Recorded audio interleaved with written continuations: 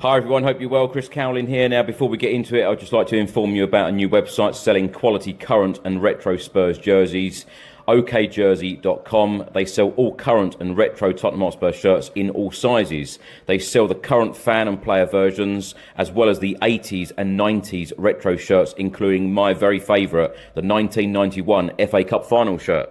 You can order very easily from okjersey.com, and if you use the code Chris, you will receive an 8% discount off your final order. You can also use the QR code on the top left of your screen. And by the way, they also have some training wear here and the 25-26 colour special edition jersey. Welcome back to the channel and welcome back to another edition of The Fan Show. My name is Chris Colin, and today I'll be joined by a number of Spurs fans from all around the world talking about all things Tottenham. Of course, over the festive period, we played 2 games, 1 win, 1 draw, 2 clean sheets, and they were, of course, against Crystal Palace and Brentford. Spurs are currently 13th in the Premier League table. We're only 4 points away from the top 5, and we're 8 points above 17th, where, of course, we finished last season under former boss Ange Postecoglou. Now, we're live on YouTube, we're live on X and Facebook. Please do get involved. Let us know how you are feeling right now as a Spurs fan. I'll read as many comments out as possible. And please do get involved in these shows. It'd be great to talk to you on one of these shows. So if you'd like to get involved by coming on here, talking about all things Spurs, whatever you want to get off your chest, whether you're happy with things, whether you're unhappy with things, whatever you want to talk about, please do drop me an email. It's tottenhamfanchris@gmail.com. Now, of course, Spurs face Sunderland at home at the Tottenham Hotspur Stadium on Sunday, 3 p.m. kickoff, with a win. And if results go our way, Spurs could go up to 7th in the Premier League table. Now, I'm going to go to my first guest today, and he has been waiting very patiently. Hilly, how are you? I'm good, thank you, Chris. How are you? Happy New Year. Not bad. Happy New Year, and let's hope 2026 is a lot better than 2020. Absolutely. How are you feeling right now overall as a Spurs fan? Because the stats that I just read out there, Spurs in this second part of the campaign, we have a real chance to grab that opportunity and get a European spot. But what have you made of Thomas Frank? What have you made of the games over the Christmas period as well? Underwhelmed is one of the words, I suppose. And disillusioned, because I think we had a discussion outside Tottenham ground the other day, and when Thomas Frank come in, I thought, okay, let's give this guy a good chance. I believed in him. I liked what he did with Brentford. I really did. And I thought, oh, this could be interesting, because we were a bit suspect with Ange, even though he gave us what we needed, which was the trophy, and it will never be forgotten. At the same time, everyone was disappointed with the league form. And Frank, or Thomas said, been pretty good with Brentford, consistent and everything else. But it has been very underwhelming, which is a shame, a real shame, because the optimism I had has dwindled, slowly gone. And also the same with the board. The board have a lot to say with this, because they gave us or promised us the world. Okay, we're only on the 3rd of Jan, so there's a long way to go of this transfer window, but we need to see action. Words are great, but action is where it matters most. What are your expectations of this season, and especially the transfer window, what you just said there? My hope, and the reality is going to be a lot different maybe, but my hope is that we get 3 players, 3 fresh, up and coming, chances, existing, maybe Prem proven, etc. players to come in and give us that boost of energy and authority, because that's what we don't have anymore, is somebody who stamps their authority on the game. I don't want to mention an ex-Arsenal player, but we're playing them soon, Sunderland, and you got Xhaka, and he comes in, and when I remember him playing for the team down the road, I thought he's had his days. His legs are gone and everything else. He went away. He's come back and he's running show there. He's everywhere. And you kind of think, oh, why? Why have we not got that type player? Because that's what we need. But, yeah, 3 players, realistically, I would love to have. Where do I think we're going to end up? Optimistically, it should be top 4, but that ain't going to happen. Not with the performances we've had. So I would be happy 7th, 6th, 7th, but it's still poor to what we have been known under the days of Poch. How would you describe the first part of this season? Because I know there are a lot of frustrated fans, especially after that Brentford game. In my opinion, I don't think you should ever, go to an away ground, particularly like Brentford. And I mean this with the deepest of respect, and go to try and play for a draw. Because, I go back to our club motto, to dare is to do. We should certainly be daring in games and going for it. And I feel like that, every Spurs fan always wants to see our team go for it. How would you describe this first part of the season? Because we are at the halfway point, but the positive that I do take from it, we've had a very up and down and a very mixed season. But like I said there, those stats, 4 points away from the top 5. Spurs in this second part of the season do have an opportunity to make this season a successful one. So are your expectations for the second part of the season a lot higher than they were? I don't know, and that's the truth. I really don't know what we're going to get. The thing what matters most is that when you get a manager, and this is where Ange was really good, the team seemed to play for him. They loved him. They respected him. They might not. I don't know about the tactics and everything else, but they seem to have a passion there. And were very positive.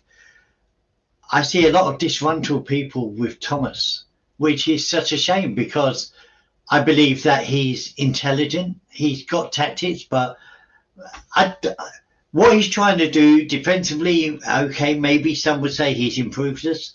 Has he? Because we had a good defence anyway. We've always had that. Maybe collectively we've been a bit gung-ho when we was under Ange, and maybe a bit more solid now under Thomas. But we've already got the players. Them players were there. There's not been any additions added that we've seen, that's made a difference or whatever. But where it comes to midfield, where the creativity, and I know that we've had the unfortunate injuries, which we will always talk about, but that doesn't mean that we can't still create. They're footballers. That's their job. Their job is to do, and they've got. But are they? I mean, I heard someone say the other day, and they was asking for maybe Thomas to leave, but at the same time said, let's get Harry back for short term until maybe we can get maybe Pochettino back after the World Cup, which would be lovely. I mean, that's hoping that everything goes well with him, because. I would hate for him to then come back and then it all implode. But anyway, that's another story. But I lost my train of thought. Apologies, where I went off on a tangent.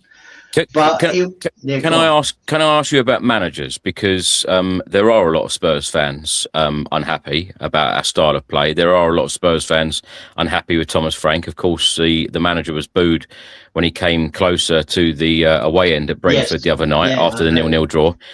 Can we keep going through managers like this, or do we need to give time and patience and go through this very rough spell? Because even in the last press conference held by Thomas Frank, he keeps, saying, look, we're missing our offensive players. I didn't know that when I walked in this job that we were going to lose Kulusevski and Solanke and James Maddison for this amount of time. Is there a part of you that does feel positive of when these creative players do come back, that Thomas Frank's football, because he's right, his teams in the past have scored a lot of goals. So the fact that we seem to be very defensive, and I use the word boring because the crowd sung that the other day, boring Tottenham. Do you think that the style of play can change when he gets these creative players back? Well, That's $1 million question, because realistically, we need one or two of them type players, and we're putting a lot of pressure on certain players, and we are missing Maddison, who we was very unsure about at times throughout the season when we did have him playing regular, but his experience is second to none when we come to this point where we're lacking that creative spark, that intelligence. And yeah, I believe, I personally don't want to get rid of Thomas. I don't. And the reason being is that you've got to give somebody a chance. And he's only had half, and I know it's been boring, and I agree that, but go through that. You've got to go through a bit of pain to maybe get to the glory at the end. That's what I'm hoping. But we won't know it. If we get rid, then we're just then restarting the cycle all over again. And we've got to give someone, look, put your pin in it. Say this is it. Through thick or thin, you're going to take that chance. You believed in him. You think he's a good coach. Give him, if he had all the tools at his disposal, and we were seeing boring Tottenham, yeah, then, sorry. You've got everybody available when you're not playing good enough football. But he hasn't. Hilsey, what do you make of Brennan Johnson going out the door? Do you know what? It's a bit of a weird one, because I don't think he was strong enough. But if you had him up the top, he was always the most reliable clinical. Yeah. But to get there, to get the ball to him, and then you had something special. But if you want him to do defensive, to get back, to trap back and do all that, unfortunately, he wasn't strong enough, I don't think. And he never inspired me with positivity. But I felt gutted that we got rid of our leading top scorer from last season when we're short of goals or we are not producing the goals that we have done. So, talking about the January transfer window, what do Spurs need to do, in your opinion, for Thomas Frank to make that or get Spurs surging up that league table and finishing the season strong and give us belief that, you know, season 2 under Thomas Frank can be a real success? What do we need to do as an absolute minimum in his window? We need that left winger. We need the balance. You know, we've not got balance. We haven't had balance for so long. I've forgotten how long it's been.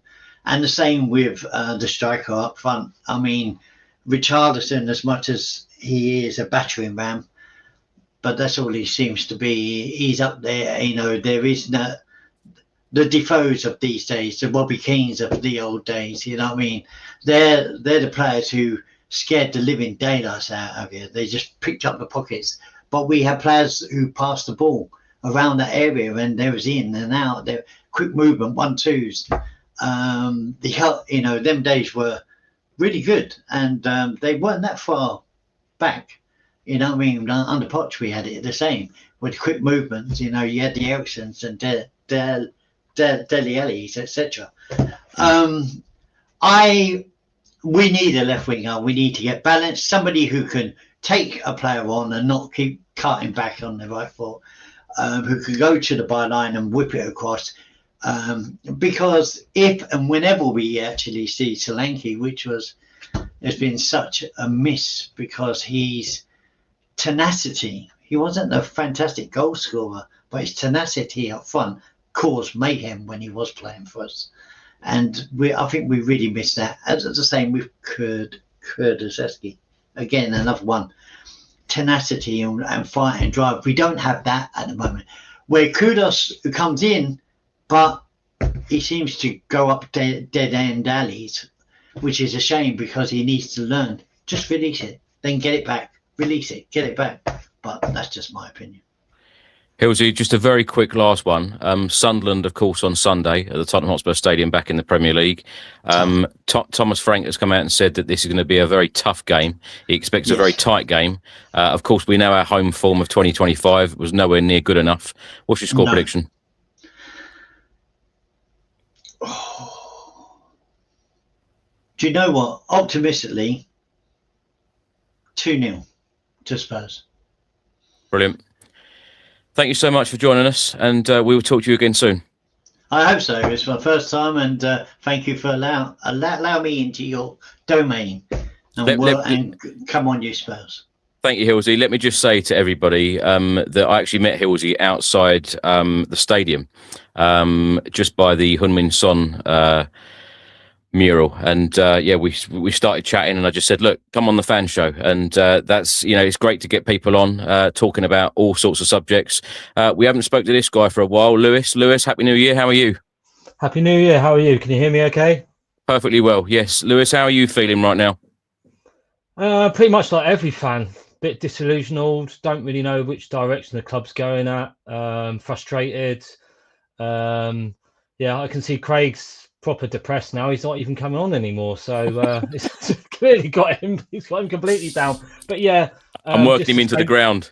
Yeah, just the same as most fans. I mean, I'm yet to hear any fan that's really sort of positive. I mean, I can read a few comments. There's a few sort of saying give Frank time and that, but I'm not seeing enough at the moment from the players. Not seeing, and him talking about our defence and it's good to get a 0-0 draw and all that. It's just boring to watch. I've been falling asleep watching us. It's just negative and boring. It's awful. Lewis, obviously I speak to a lot of Spurs fans, whether it's in the stadium, on these shows or wherever, and you talk to some people and it is very mixed again, and the opinion is always mixed when it comes to Tottenham and decision making and what people think the club should do or shouldn't do, or players signing or players not signing, whatever.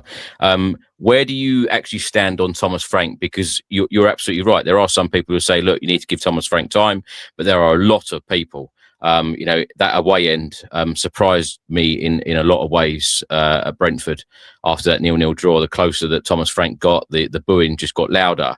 A lot of people and a lot of very loyal fans that I know, and I say loyal because I see them, at most games, away games, and they travel around Europe, they travel all over. They've given up, and they feel that they've had enough with Thomas Frank. I'm holding on to very few positives at the moment for me, and I'm holding on. I need to be convinced, I must say, with Thomas Frank and the style of football and what we're doing. What are you holding on to? Have you given up, or are you still holding on to small parts of positivity? I think I've been sort of in the corner of he needs to be given time and things like that. But I just think recently the performances and some of the comments he's come out with after the game sort of rattled me, and quite a few fans, sort of things he sort of said about the fans. It's just, I don't know. It's just not sat well with me. I think when you start calling out fans and saying, are they real fans and that, I mean, everyone, if they're paying money to go and watch the game, they have every right to I don't agree with booing. Don't get me wrong. I don't agree with that at all. But to show your frustration, they're absolutely right. They're absolutely spot on. I was just expecting to see a lot more from him. I was just thinking that we've got all these young players, and I thought I'm going to see some improvement, and I haven't seen anyone improve. And we've pretty much got our back line, which at Big Ange he didn't have for most last season. So, I mean, he had his excuses, and I sort of held in there. I think towards the end it was probably right for him to go, but I don't know. My support for him is dwindling by every game. I think even when we see sort of starting to see a bit of positives, like we'll see a flash of good football for like the last 10, 15 minutes, against Liverpool, the fight we saw when we went down to 9 men, I thought that was positive and things like that. But then you go to the next game and then you sort of kick back down to earth again. And I think as Spurs fans, we've been there so many times where you start feeling that you're going to get somewhere and you're back to square one, So, yeah, I think my support is dwindling every game, and I hate to say it because I don't never want to see a manager go, and I don't know where you go from Thomas Frank, to be honest. I don't know. But the selling of Brennan Johnson, I think, was a bit of a crazy one. We need players in before we start shipping them out. I know he wasn't playing him, but he was our top goal scorer last season, and he didn't really show under Thomas Frank. So, yeah, I'm a bit dubious about, what the board's going to do, whether they're going to make investments. You would have thought they would hit the plan as soon as it's the 1st of January. They just, they're out there to go in. But he's come out with a statement today sort of saying, oh, we're trying our best. And I was thinking, oh, we've heard all this before, you know, and you just want to see change, real change. And I'm just not seeing it at the moment. Sydney 68 says Vicario getting booked in the 69th minute for time wasting says it all. Philip here says always good to tune into a positive channel. Philip, there's no narratives here. This is exactly why. You know, I don't need to ask any questions here. People can come on and talk about what they want to talk about. So Lewis, you don't need to take questions from me. You can just, you know, talk about what you want to talk about, get things off your chest, whatever you want to do. So Philip, if you want to bring positivity, come on. Email me, tottenhamfanchris@gmail.com. Rappers57 says, I'd give Poch another go and show me the lights. And this is a message to me. Why did you back Ange for 18 months of a complete disaster in the Premier League, but don't really back Thomas Frank after 4 months? I'm confused. I've never said once that I don't back Thomas Frank. I really want this to work under Thomas Frank, but you've got to see signs of positivity, and you've got to see signs that we're moving forward, and we've got to see signs that players are improving and things are going to get better. When you don't learn from certain mistakes or things that have happened in games, and I feel like that's happened on a fair few occasions this season, it does worry me a little bit. But never once have I turned around and said that I want Thomas Frank out the door and replaced. So I don't know why people always kind of make things up that they know what I think, or they think I've said something that I haven't. Let me make that perfectly clear. But these fan shows are not about me. You hear from me every single day on Tottenham News or whatever I do on this channel. These fan shows are about you guys coming on and telling me how you feel. Lewis, on Thomas Frank, do you think he's going to turn it around? Do you think that the fan base, we haven't heard, the fan base sing his name this season? Do you think that we're going to get to that point at some stage? Do you think he can be a success? Do you think he will be with a successful January window? I generally hope so. I've never ever called out for a manager to be sacked. I just don't. Like I say, we've gone through so many managers. I honestly want it to work for him. Who knows? This is what I'm holding my sort of train of thought back till what happens in January. For me, it's what the board's going to show. Are they going to back him? If they say that he's their guy, we'll show it. And I think we are missing a lot of our attacking players, but it's the backwards passing all the time. It's just, a lot of our attacking players. You've got Kudos running down the wing, and then he's looking to pass the ball back again all the time. Yeah. It's almost like they've been told, no, don't lose the ball up there, pass it back again, and it's just sideways, backwards, safe. And it's just frustrating. I honestly really do want it to work for him, and I thought he'd be doing a lot better. And like I said, give him through January, see what players the board brings in, who he brings in, who he wants, and then we can judge him from there. But I would like to see, just a slight improvement each game. I'm not expecting us to beat people 5-6-0, but just to show a bit of determination, a bit of grit, and sort of a bit of courage to pass the ball forwards. To try and break teams down. That would be nice. Lewis, where Show Me the Light said there about Ange Postecoglou, a lot of people compare the managers, Ange last season, to Thomas Frank. Of course, we could talk all day and night about whether it was the right decision to sack Ange Postecoglou or not, and that opinion, of course, is very mixed. What positives have you seen from Ange going out the door to Thomas Frank coming in? Even if they're small positives, name them for me. Corners. We look a lot more organised on corners. That's probably, I would say, the one big improvement. Set pieces, we seem to be defending slightly better and attacking them definitely a lot better, which we didn't seem to have a clue under Ange. I mean, that was one thing that used to really frustrate me. If we got a corner or a free kick, I used to say, just give the ball back to the opposition, because we're not going to do anything with it. Whereas we look a bit more, and I see that as an improvement. I think, defensively clean sheets, that's a good positive, so maybe he's building from the back. I mean, I don't know. It's just, yeah, I would say the set pieces. I just think the way he handles the press when he talks about the fans, he needs to give us a bit more and sort of say, look, come on, guys, we're not doing as well as we should be, but stick with me. We're going to get this right. We're working hard to improve. You want to hear things like that, not having to go at the fans for being upset, So But, yeah.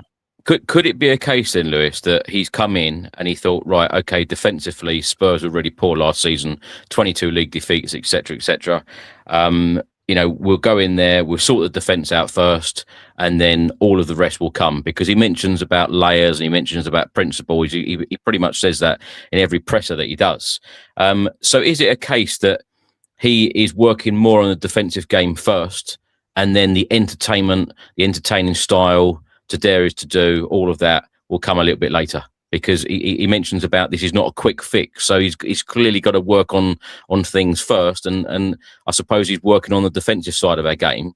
And I suppose another question that I could pose to you is, defensively, do you think we are better, from last season? I think you can see there's improvements. I mean, my only worry is that it seems to be before a game. I mean, he analyses the opposition like, with a fine tooth comb, and it's almost like he has the players so paranoid about what the other team's going to do that they almost go out there like we're playing Bayern Munich every week. It's almost like they're scared. He builds these teams up to something like, well, we need to worry about them, and they're not necessarily thinking about what we can do to the opposition. And I think you've got to have the balance right. Yes, you want to be solid at the back, but at the same time, you don't want to keep inviting pressure. You need to attack the ball, and we just don't seem to do that. And I think that's the one frustration I have. Like I say, a lot of times they go into game, they look nervous, and that's why I think you can see all these basic passes. We can't pass a ball 5 yards. Sometimes, and I think a lot of it is confidence, and that's why a lot of the attacking players, I don't think they're quite have the confidence as they maybe had before to sort of take people on, because they're scared of losing the ball. And that has to be down to the coach, surely. He has to give them the confidence to go out there and think, you think under Pochettino, yes, I'm going to bring his name up, but we go into games thinking that we'll have a real go at teams. I generally went to games thinking there's a good possibility, if not semi-confident, that we're going to win this. And he should be installing that in the players. That's down to the coach. Have a go. You don't be afraid. But a lot of them do look afraid, and that's my big concern with the coaching. I think that's why I'm kind of sitting on the fence. Like I say, get January out the way, see who we bring in. But he's already starting playing down the talks that, well, if you don't get the right player, we might not get anyone. And I'm thinking, well, we've just got rid of Johnson. Yes, he wasn't planning, but you might need him. He said it all, Lewis. I think he said that, if we don't sign anyone, and then he's also said about options, first option, second, third, fourth, fifth, sixth. Do you want the fifth or sixth option? That's a whole new debate, isn't it? Do you want option 5 or 6 rather than 1 or 2? But he's also said that Vinay and Johan Langer and Fabio Pracci are working day and night, and they're working very, very hard. Can I just ask you on this point, and please do keep your comments coming in. I'll go through as many as I can. G Moore says, and this is replied to Show Me the Lights about Ange Postecoglou. He won us our first trophy, a European trophy in over 40 years. And G writes here, you may hate him, but he brought us all glory. For me personally, I don't get the dislike, and the disrespect to Ange Postecoglou. Yes, the league form was terrible last season, but he did put all the eggs in the basket and win us the Europa League. And I don't think any Spurs fan can ever say, oh, it was terrible that we won the Europa League. We all loved it. I tell you what, that was one of the best nights of my life. And plus, the parade a couple of days later was simply incredible. When you're old and grey, Lewis, and you're talking to your grandkids and they say to you, Grandad, what was Ange Postecoglou like as a Spurs manager? How would you describe him and his time at Tottenham? I'll just say he won us a trophy. He gave me one of the best nights I've had for a long time. My lad, he's 8 years old, recently turned 8 years old, and he'll remember that. He's got the picture of us lifting the trophy on his wall. And that's memories. That's like memories how I become a Spurs fan. I was his age, I think, when the last time we won the UEFA Cup. So, so for him, I don't understand the hate for it. Like, the amount of times the Spurs fans used to say, we're not going to get anywhere in the league. Why don't you concentrate on the cup? Why don't you keep putting out these weakened teams? Why don't you really put your strongest team out and go for a trophy? And then when we do it, people moan. So, I mean, us fans, we're fickle breeds. There's a lot of people in the comments who probably don't agree with what I'm saying. and that's totally fine. And that's the whole point of being a fan. You're entitled to your own opinion. We all want the same thing at the end of the day. And I'm not saying that my opinion's right or better than anyone else's, but I always remember Ange with fond memories. Yes, it was the football towards the end was bad, but the trophy win, just for me, that's it. And he went out on a high, and I think that was maybe, if he was going to go, that'd probably be the best time for him to do it, because I always have strong love for Big Ange for that. Show Me the Lights is back, and they've just said there, no one has said that it was terrible. We are comparing Ange to Frank. Ange was worse. Look at the league results for 18 months. How can you judge Thomas Frank after 4 months? I think judge is a bit of a strong word, because I'm worried about the style of play. I'm worried about that this is not sustainable to be playing this way every single week, regardless of who is in the team. The style of play worries me, and that's what I've said. And I feel like, I want things to get a lot better. And where we are in the league, January is a huge month, as you said, Lewis, because games are coming thick and fast. We're in multiple competitions during this month as well, and when Show Me the Light says there, how can you judge after 4 months? I'm not one of the people that are booing inside the stadium. And for the last couple of games, you've got to ask yourself why the Spurs fan base, particularly in the away end, are feeling like they do. But this is, like I said, this is what these shows are about. Come on the show and tell us how you feel. Lewis, lastly, Sunderland at home. How are you feeling ahead of that one? I don't know how to feel. I suppose you might as well just roll the dice. You don't know what's gonna happen. Sunderland are, without sounding like Frank, Sunderland are a very good team at the moment, aren't they? So not feeling confident. We're at home, aren't we? Normally you'd be like, quite confident. We're at home, but the way we're going lately, it's not a comfortable place for us, is it? So I can see a draw. I can see us getting a draw out of that. To be honest, that would probably be the best we could aim for, and that sounds awful, because we should be beating them really. But like I say, they're no mugs this year, Sunderland. They're pushing right up there. They've got some fantastic results. They seem organised, and I've watched them a few times, and they pass the ball around nicely. One thing that we don't seem to be able to do. Well, I think we're the only team. I think I've put any football game on, I see all these other teams pass. Even my lads' team, I watch them, and I'm like, why can't my team string 3 passes together? Yeah. Lewis, thank you so much. Happy New Year, by the way. And thanks so much for coming on. And we will talk to you again very soon. Happy New Year, Chris. Thank you very much. You take care. See you soon. Yes. Right. We're now going to go to Josh Hughes. And Jamie, we'll come to you next. Josh, thanks for joining us. How are you? Yeah, good. I mean, it's enjoyable watching Arsenal not winning for now. But a huge game tomorrow. I think we desperately need to see a reaction from these players. I mean, we've been bored beyond belief.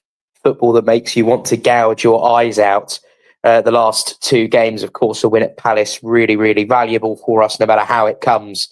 But that performance against Brentford was just shockingly bad. And I think the reaction in the away end says it all. I know you were there. And those boos coming from the away end speaks volumes for me. I mean, it's very clear that Thomas Frank got a much better reception from those home supporters at the G-Tech than he did from his own supporters. And yet again, more strange comments from Frank in the presser. It's one of these things. I don't think there's any point us listening to these pressers anymore. Something's got to give. Something's got to change. The performance tomorrow has got to improve. Josh, what did you make of Spurs going to Brentford and almost playing for a draw because Vicario time wasting? To be honest with you, I couldn't believe that, and I couldn't believe that the way that we set up. And Thomas Frank has been positive about the last 2 results. He said, "Look, 2 clean sheets. We got 4 points out of 6 out of 2 away games." He sees the positives. What positives are you holding on to? Because we've just been, one of the comments just said, it's great tuning into such a positive show by, some of you guys coming on, saying how unhappy you are with the style of football and Thomas Frank, etc. But what are the positives are you holding on to? The only positive is that Brentford have one of the best home records in the league, and we didn't lose the game, because there are a couple of moments where we absolutely could have conceded. But why are we clutching at straws? Is this what we have become? We are now a mid-table side. And I know things can change very quickly. I was just listening to the comms before joining in the Bournemouth Arsenal game, and the commentator referred to Fulham getting, I think, 3 wins in their last 4 games. And they've gone from sort of potentially in the relegation fight to now pushing for the European spots. And it can change that quickly. So I suppose a positive is 2 clean sheets, not losing the game, but also the fact that, we quite easily could have lost, and it's still so tight that we can turn this around with a few good results. But Sunderland's going to be a very difficult game. And if I know Sunderland are having a good season, right? And they're very, very good at the Stadium of Light. But if I see a Tottenham team tomorrow that's set up to not lose at home to Sunderland, I'm sure, Chris, you and I both be completely in agreement on this. None of us will be happy. None of us will be happy. This is the type of, Spurs already started wheeling out the stats, didn't they, about our record against Sunderland. And it's laughable at this point, because this is, Sunderland, good team, yes, but these are the home games you've got to be going out and winning. And I can't believe we're talking about a Spurs team that sets up to try and not lose games rather than to try and win games. It's just beggars belief, to be honest. And so I don't think there can be any excuses if we don't win the game tomorrow. I've got to admit, Josh, 2 comments I made straight after the game. One, I said, it can't go on like this. It cannot go on like this. And secondly, talking... Yeah.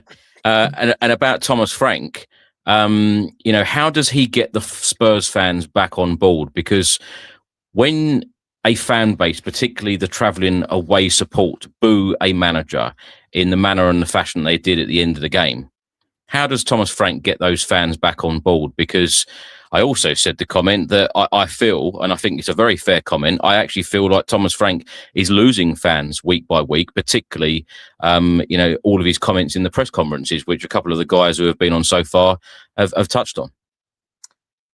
Well, first of all, good performances, good results, number one.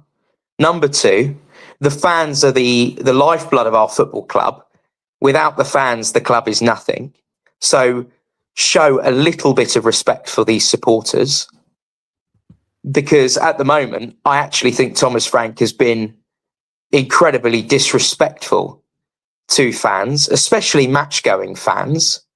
I think it's disrespectful the way he is setting the team up. I think it's disrespectful the comments that he's making about fans week in, week out, and take some accountability, because no one's buying these excuses. No one's buying these positives. There was another example, wasn't there, of him talking about sort of fan exchanges. He seems to be almost in this slight delusion that most fans are happy with him. I'm not sure what he's being briefed by the club, or if that's genuinely his opinion, but that's not the reality. Can I come in on that? Because he clearly feels like he is doing a good job. So do you think that he would actually be surprised if he went into a room of, say, 100 Spurs fans and if people said how they really felt? If he was listening to you, for example, do you think he'd be surprised on how you feel? I think he would probably have the type of reaction to say it's our responsibility to get behind the team and we're not helping, and we are making this situation more difficult for him and the players. That's the attitude that he's shown towards our fan base thus far.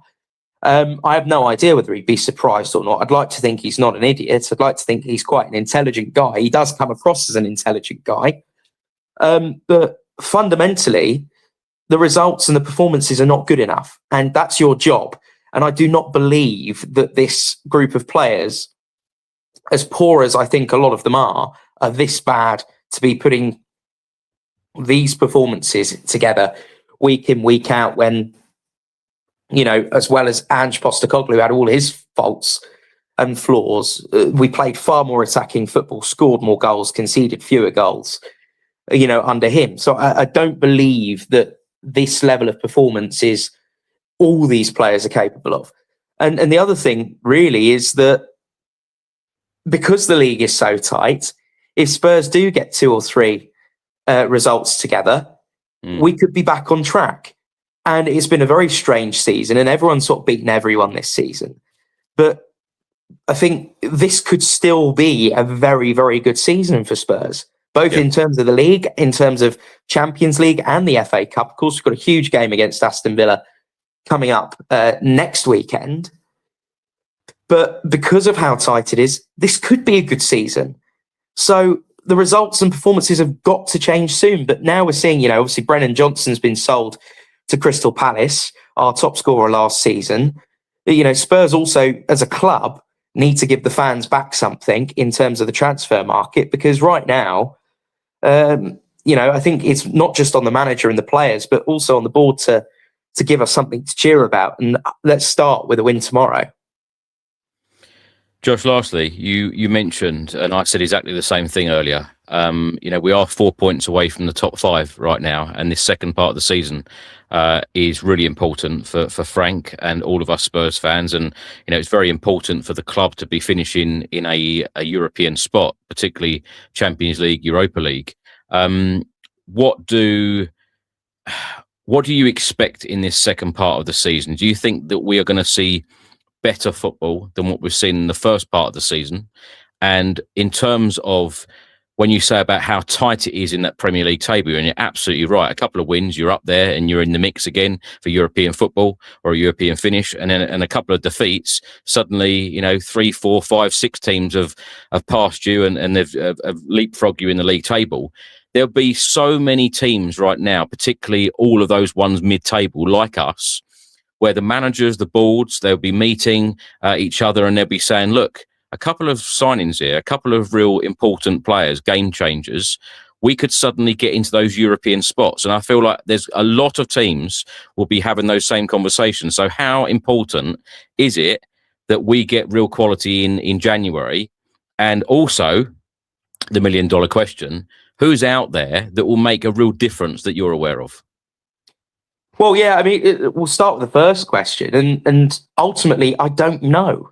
It really depends, because in terms of the performances, we've not got a lot of evidence to go off of so far. But things have to improve. And I think the fact that things are so tight at the moment does give us an opportunity. And while we may want to tear our hair out at the state of the performances, the results, it is as simple as saying, put a good run of form together when we're right in the mix. But Thomas Frank's already come out and kind of already sort of, I would say, tried to protect himself and the club with some of his comments about the January transfer window, sort of almost saying, well, we could go a window without signing anyone if the quality of player is not there. But that is the ultimate question. Who is there that is good enough? But who is there that would want to join Spurs over other clubs? Because there are lots of other teams that are likely to be active this window. And can you genuinely, if you're a top player and you're watching what's going on at Spurs, are you going to be more excited to join the Tottenham project under Thomas Frank with this style of football? We're all aware of the style of football. It's not just us fans, it's pundits, it's ex-players that are coming out and seeing the same thing. You only need to read one of Ramon Vega's many tweets over the last few weeks as just an example. Over, say, Crystal Palace, who are, again, perhaps a mid-table club that are pushing for European spots. They're in a European competition that, they'll fancy their chances of winning. Brennan Johnson's just gone, I think, for a club record signing for them on day 1 of the transfer window, pretty much, day 2 of the transfer window. And you've got a manager there, Oliver Glasner, the top manager, playing good football. Bournemouth are in desperate need of recruits. They're going to have money to spend with Antoine Semenyo leaving this window. And this is probably his final game for them. You're going to look at the football under Iraola and think, would I rather play there? Newcastle, of course, again, doing very well in the Champions League, struggling in the league, but Eddie Howe, solid manager. He doesn't look to be really in any genuine threat of losing that job. Great supporters, club that's going places. What's going to make you join Spurs over those other clubs? Because, to be honest, we just come across as a basket case. And unless we're going to go and break the wage structure and spend crazy, crazy money. I know you tweeted earlier, I think it was a caught offside report about Savinho again. That seems to come and go. 1 minute it's possible that we can sign him, the next it's not. We are going to have a really tough time signing top players. And the only way I think that we're going to really sign enough quality players to really turn our season around is if we spend a lot more than this 150 million, which is probably partly why, the Brennan Johnson sale has happened. And I've seen obviously reports as well. Matisse Tell could be on the move as well. And there might be others. Kota Takai, obviously going to Mönchengladbach on loan, I think with an option to buy. There's been reports of Vuskovic having interest from the likes of Bayern Munich. So we're really in this position now where if we are going to sell players, there's no excuse to not bring any in. But, you want me to give you names. I can't, because genuinely who is out there right now that's going to really genuinely improve our starting 11? You would that's hope, not going to cost an absolute bomb. You would hope, wouldn't you, by someone like Brennan Johnson going out the door? And I know people keep referring to him being our top goal scorer last season, of course, factual. But you would hope that Spurs would have an ace up their sleeve by bringing somebody in shortly after. I think as fans, we would prefer bringing someone in first and then you offload your players. But we've done it the other way around. You would hope that we'd have an ace up our sleeve or two, yeah? No, absolutely. And I think the Paratici situation makes things weird as well, because now, we don't really know where we stand in the transfer window. And I think actually what's going to be really interesting to see is the kind of players that we do go for, because two names that immediately spring to mind are Igor Thiago and Kevin Schade, both, of course, at Brentford. Now, if we were to go and try and get those players, that would be a really clear indication that this board is backing Thomas Frank all the way. But if we don't see those types of players come in, the sort of Thomas Frank players, and we see club signings, then I think it will speak a lot louder to what, might be going on behind the scenes. And, there's been reports of this, is it Sousa, this young Brazilian left back? Spurs apparently not prepared to pay the money for him. He's meant to be a talent. I've never heard of him. I've never watched him play, so I can't provide any insights. I've not even watched a YouTube clip of him. But that's going to be really interesting to watch. I think that's the ultimate thing, is are we going to be going for, say, Kevin Schade, Igor Thiago, paying big money? We know Brentford will sell for the right price. And I think for Brentford, survival's the main thing this season, especially after losing Thomas Frank. Or are we going to see some club signings? But, fundamentally, whatever's going on at the club, it just does not seem sustainable. There's lots of changes going on behind the scenes, lots of changes in terms of the squad and in terms of obviously bringing the manager in, Postecoglou going in the summer, Levy going as well. This is a real sliding doors moment for the club and an opportunity for us to really get a grip with the situation and actually take advantage of the fact that you asked for a positive earlier. We could be so much worse off than we are right now. We're lucky that we are only 4 points off the top five. We're lucky that we are absolutely still in the race for European spots because it's so tight. And in another season, we may not have had that opportunity. So it's so important that we get this right so that, Thomas Frank has the best chance of turning this around. And if it's not going to be Thomas Frank, then the next manager, whoever that may be, hopefully Mauricio Pochettino, can turn things around and really build forwards. Josh, lastly, Will says here, would rather have Matoma, McGinn and Bowen. The chances of that happening are absolutely zero, aren't they? Absolutely. And Matoma, potentially, he's an older player. Matoma's one that I think is certainly more likely. Jared Bowen would cost a bomb. Again, he's an older player, experienced player.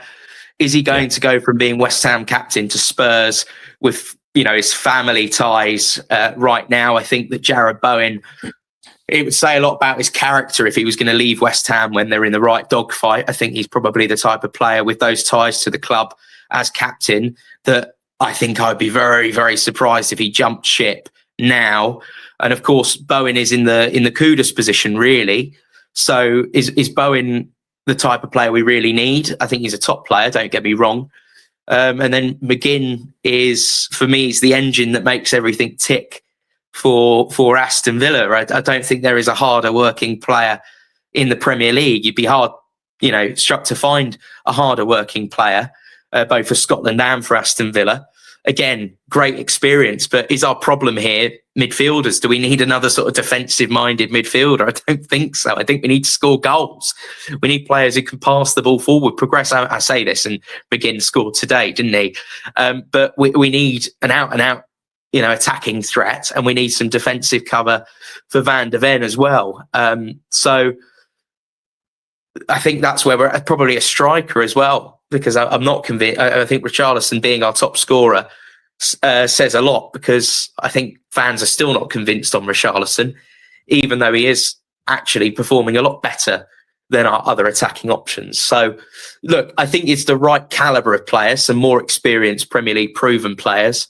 But I think right now, we just need to spend money, and we need to get players in who are going to genuinely improve the starting 11. And I don't think the three mentioned there are likely. Yeah.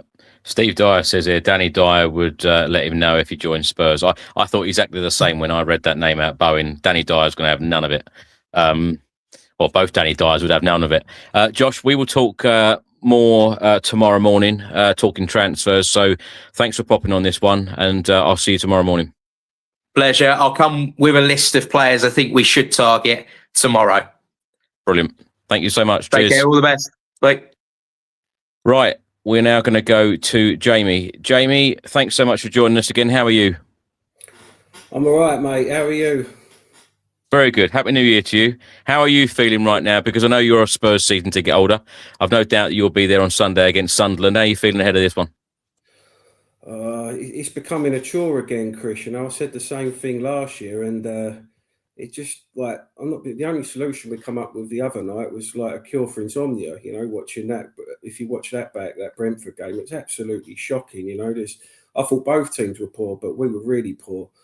I thought the Palace game wasn't much better, but obviously it's still a hard place to go and come away with the 3 points. But if you play that bad, you really have got to win the game, I think, because it's just, especially for yourself, going, I feel for you, mate. I was falling asleep watching that the other night. It was terrible. Non-Spurs fans, and I've been told this since that Brentford game. I really wasn't happy after that game. Walking back to the car after that match, I was like, wow. I even said, it can't go on like this. We can't keep playing like this every week. But non-Spurs fans I spoke to, they're like, Chris, what's your problem? You've had 2 away games at Crystal Palace and Brentford, and Thomas Frank's got you 4 points out of 6. What's the issue? How would you answer that? I have the same thing, Chris, because I moaned about Ange last year, and we were letting far too many goals in. We're too easy to play against. We lose to them. Now I'm moaning that we're boring to watch and it's not entertaining. But you need a balance. You sound a bit hypocritical, but you do need a balance. You've got to be organised, but you've also got to try and score. You've still got to go forward. Not your best attacking player, Kudus, gets up to the line and he's coming back half the time. And it just starts again. The vicious circle goes round, it bores, the fans get frustrated, and it's like rinse and repeat, So you do sound hypocritical, but it's being a Spurs fan, isn't it? Jamie, I'm very keen. I love getting fans on here, but I'm very keen to find out the positives, how you're feeling about Thomas Frank in particular and our style, the way that we're playing. And as Josh just mentioned there, and as I said earlier, the positive is we're only 4 points away from the top 5. So we do have a chance of making this a successful season. However you want to describe the season so far, it can still be successful. What positives are you holding on to, and what major changes or even small changes, any changes that you see as a positive one from Ange? Because I know, we spoke a lot when Ange Postecoglou was in charge, and you wasn't, it's fair to say you weren't Ange's biggest fan, and the way that he played and the style. So what small or major changes have you seen in a positive way from Ange to Frank? I think, if I'm honest, the only player that I think's actually improved, but I think that's just because he's a quality player anyway, is Van der Ven. I think he's got better in the air. He's more of a threat from set pieces going forward. I think he's improved defensively in the air. Mm-hmm. Obviously, his pace is for all to see. And set pieces, we have definitely improved. I don't feel like every corner we can see, we're going to let one in this time. And I feel like when we get a corner, we might score. Although the dance so long throw still ain't quite worked yet. And like you say, the other positive is a couple of wins and the season can look completely different. But we don't seem to be capable of getting back-to-back wins, if you know what I mean. We'd like you have the odd performance thrown in like Brentford, you think, yeah, that's better. And then it's like back to the same old crap, if you like, like that. Not Liverpool, that wasn't too bad. The Brentford, who was it? Forest away. That was absolutely shocking, Yeah. You think you got over the hill and then you get a performance like that and it's back again. Well, Chris, if you were the chair, say you were in like Vinay's position or someone like, would you pull the plug on him? Because I wouldn't yet. As much as I moan, I'd still give him a little bit longer. From everything I hear, the club really want this to work and they are fully behind him. And you've seen the way that he is so confident, particularly after that Brentford game as well. He was asked a question by a journalist about, do the board, kind of back you. I can't remember the exact wording, but he said, yes, I'm very confident. I'm very confident in the club, how they feel about me. It's a difficult one, Jamie. Like I keep saying to everyone else, in the 6+ years that we've been in at the new stadium, we've gone through 6 permanent managers, ranging from Pochettino when we moved in to Frank now. We've had 3 interim appointments, 2 Ryan Mason, 1 Stellini. We've had some top managers there. Can we keep doing the same thing and going around in circles? And the hope that I have, the small bit of hope that I have right now, is that I want this to work under Thomas Frank. I hope the board go all out and back the manager, and I want it to work. But you've got to, as a fan, you've got to see signs from week to week, game to game. You have to see signs. Are we seeing enough signs under Thomas Frank to give us confidence that this is going to work? I don't think so. I want Thomas Frank to prove a lot of us wrong. I want him to be successful. People, said what they did about Ange. Ange ended up being a very successful manager, rubbing shoulders with Bill Nicholson and Keith Birkinshaw, being one of only 3 managers to lift a European trophy at the football club. So, like you said, it can change. Football can change very quickly. A couple of a couple of signings in the January window, real impact players, decent players to walk through a door, and a couple of wins can get this fan base lifted again. And I tell you what, Jamie, we could be sitting here in a few weeks' time talking, and you could be sitting there with a massive smile on your face. That's how football changes. But do I think that Spurs will make a change from now until the end of the season? No, I don't. Whatever happens. No, I agree. And I think one of the reasons, probably not a reason, is because I don't want to keep going through this circle again. It's embarrassing keep sacking managers, but it's probably not the right reason to keep one. But I think I would give him to the end of the year, unless we're going free fall, and then they've got a decision to make, haven't they?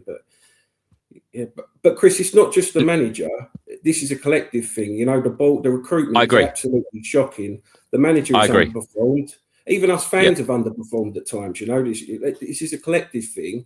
But we're getting frustrated. We're paying the money. But I just made a list, Chris. Romero, Kudus, Van der Ven, Bergvall, Madders, and Kulu. Apart from them, I wouldn't really be bothered if we let anyone go. Like Brennan Johnson, I wasn't bothered about him going.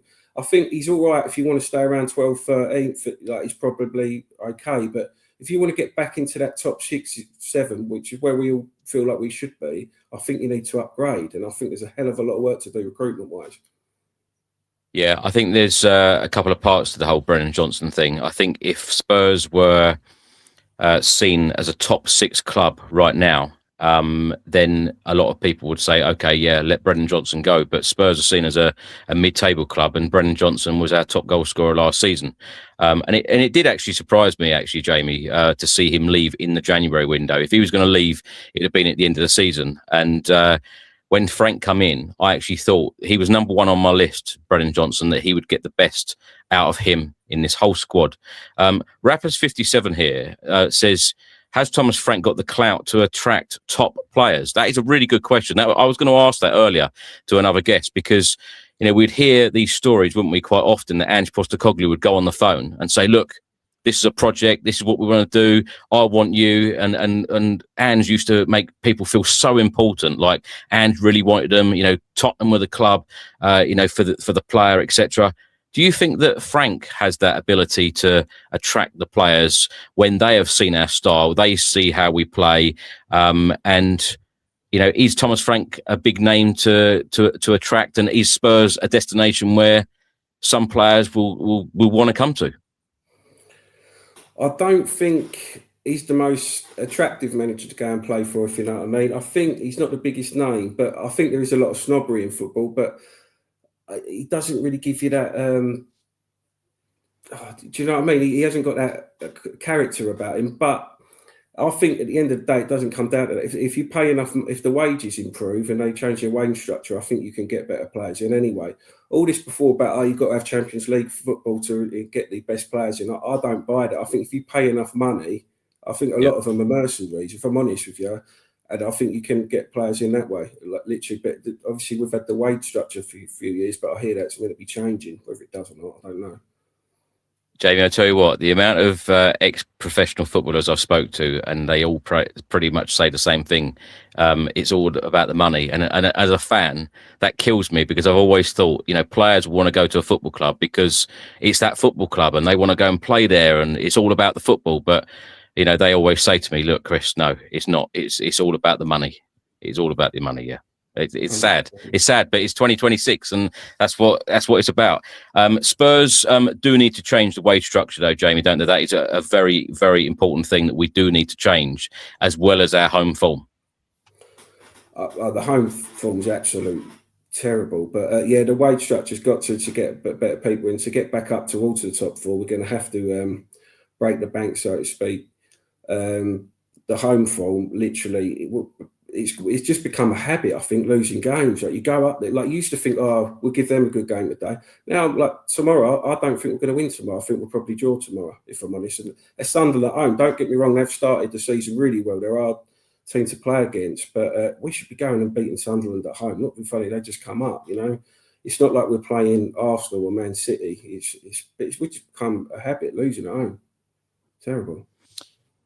How do you see January going as a whole? Because we do have games coming thick and fast, and when we've spoken out in the last couple of days that Spurs are now thinking of loaning out like Matisse Tell, and in terms of numbers, the squad, we don't want the squad to get too thin, and you want players to come in the door as soon as possible. Us fans always sit here and go, right, January transfer window, we need to be signing players on the 1st, 2nd of Jan, whatever. We're now on the 3rd of Jan, we haven't signed anyone. I'm not sitting here panicking, Jamie, but if it suddenly gets to the 20th of January and we haven't signed someone, how will you be feeling? Well, we'll be left short, especially when the Champions League comes back around again, because it's not like the Europa League where you can leave a couple out. If you rest them in the Champions League, you get battered, don't you? Like, let's be honest, we're out of depth at the moment, so you need your best players, so you need to be able to rotate a bit. And if the squad's too thin, you can't do that. But like, it comes back to recruitment, Chris, like Takai, Tell. I mean, they're talking about getting rid of them two on loan. Like, we've only just brought them in. Like, who sanctioned buying Tell after he failed on a loan move? I can't. Solomon, what a waste of time that was. Werner, so I know he's gone, but like, we signed him twice. He was crap, and then we signed him again. Drag us in. I mean, I prefer Premier League players, but there's not proven players. But there's not a lot to get. Matoma, I heard you just mention him. I would try and go for. I know he's had a couple of injuries, and Harvey Elliott maybe if he can cancel his loan, because that ain't working out. But there ain't a lot that are Premier proven. If you know what I mean, Savinho at Man City would be great, but it's going to be a big fee. Last question, Jamie. You mentioned Savinho. I was going to come on to him. How would you feel if he walked through the door on a loan until the end of the season with perhaps an option to buy, or would you like to see this one be permanent? Because I'll be honest, my gut feeling is I don't think he's going to go out the door in the January window when you've got Pep and Manchester City, gunning to try and compete with Arsenal for that Premier League title. In my opinion, I think that they want the strongest possible squad, the strongest possible chance of lifting another Premier League title. But if he did walk through the door at Spurs, how excited would you be?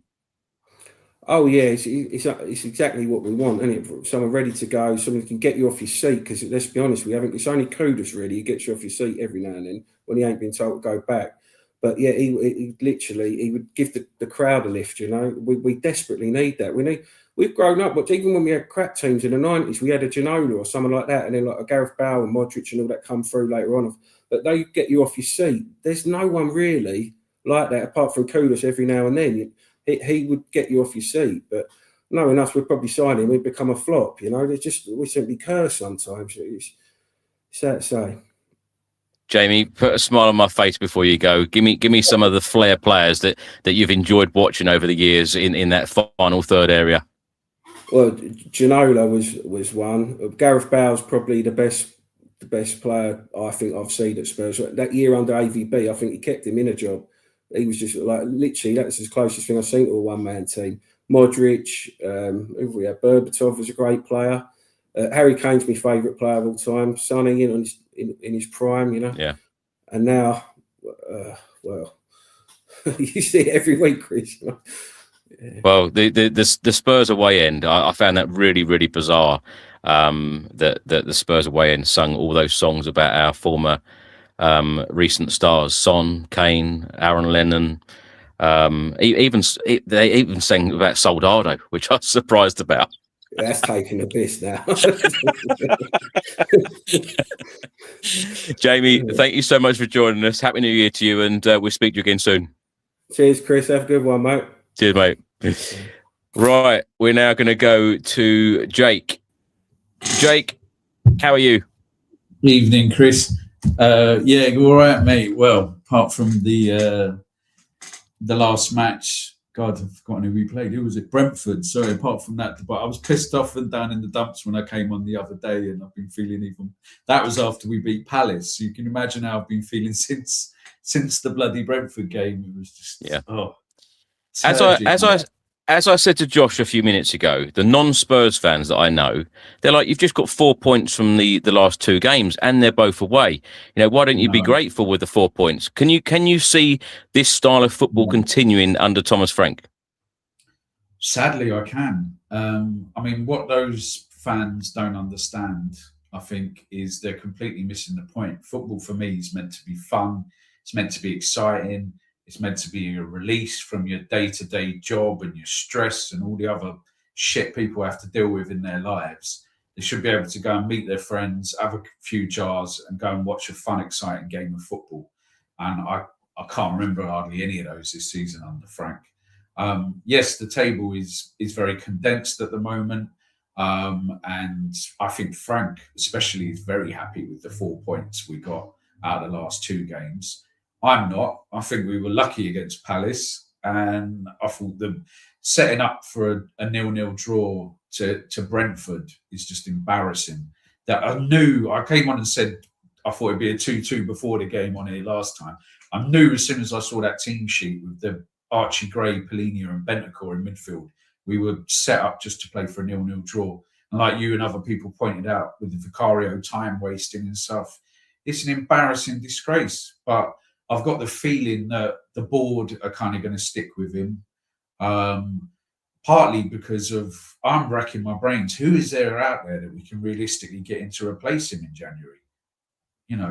That might be part of it. Plus, I think the board think he's the sort of manager who's very happy to be at Tottenham. He's not going to maybe rock the boat like a Jose or a Conte would. He's not going to demand massive money from massive players. He's just so happy to be at Tottenham. Because look at who did he manage before he managed Brentford? No offence, I don't think I've heard any of his previous teams before. Jake, I can tell you now, whatever happens in January, there's no way that Thomas Frank is being sacked. He is here until the end of the season. don't, mate. That's it. Well, I'm going to top myself. See you later. How I are felt you? so sorry for you. I saw your interview, Lee, walking out of that game, mate, and I proper felt sorry for you and all the Spurs fans that went. I mean, it's bad enough. I've only been to a couple of home games this season. Last one was Liverpool, and that was, but it's bad enough watching it on TV, mate. Never mind for you guys that have to go there and freeze your nuts off. Well, like I asked earlier, how does Thomas Frank get someone like you who is unhappy with him, style of play, etc., performances, results? How does he get someone like you back on board? Because when you receive boos from the away end like that, for him personally, it must be very, very hard to take. I think it's really simple and obvious, to be honest with you. One, stop slagging off the fans that are paying your flipping salary. That's the first thing. The stuff he said about the fans this season has had me fuming. I honestly can't believe what I'm hearing. I think it's disgraceful. He never, ever said anything like that to any Brentford fans. What does he expect? Fans are not going to be happy watching this crap. And also, he's just sugarcoating and polishing turds every week as well. He comes out. I don't know. Sometimes I wrap my brains and think, am I watching the same game he's watching? Because he says, "Oh, we played well, and there's lots of positives, and he's happy with the players and happy with the team." Yeah. I'm thinking, are you sure? And what really baffles me is I stumbled across one of your videos earlier. I think it was before we played Arsenal in the friendly in the summer. And it was in the dressing room, and Son was next to him and he was telling all the players, make sure you win the second balls, attack, play forwards. And I'm like, I haven't seen hardly any of that this season at all. It looks like the exact opposite. We're playing with a handbrake on. Bentancur's forgotten he's not allowed to pass forwards anymore. Bentancur, none of the players seem to be able to play a through ball. And I'm thinking, what is going on? So the first thing is stop insulting the fans. Second thing, stop sugarcoating it and saying we're playing well when we're not. He could just come out and say, we've defended well today. I'm happy in a way with the point and the clean sheet. However, we need to go and work on our attacking play and our passing and be a bit more honest about it.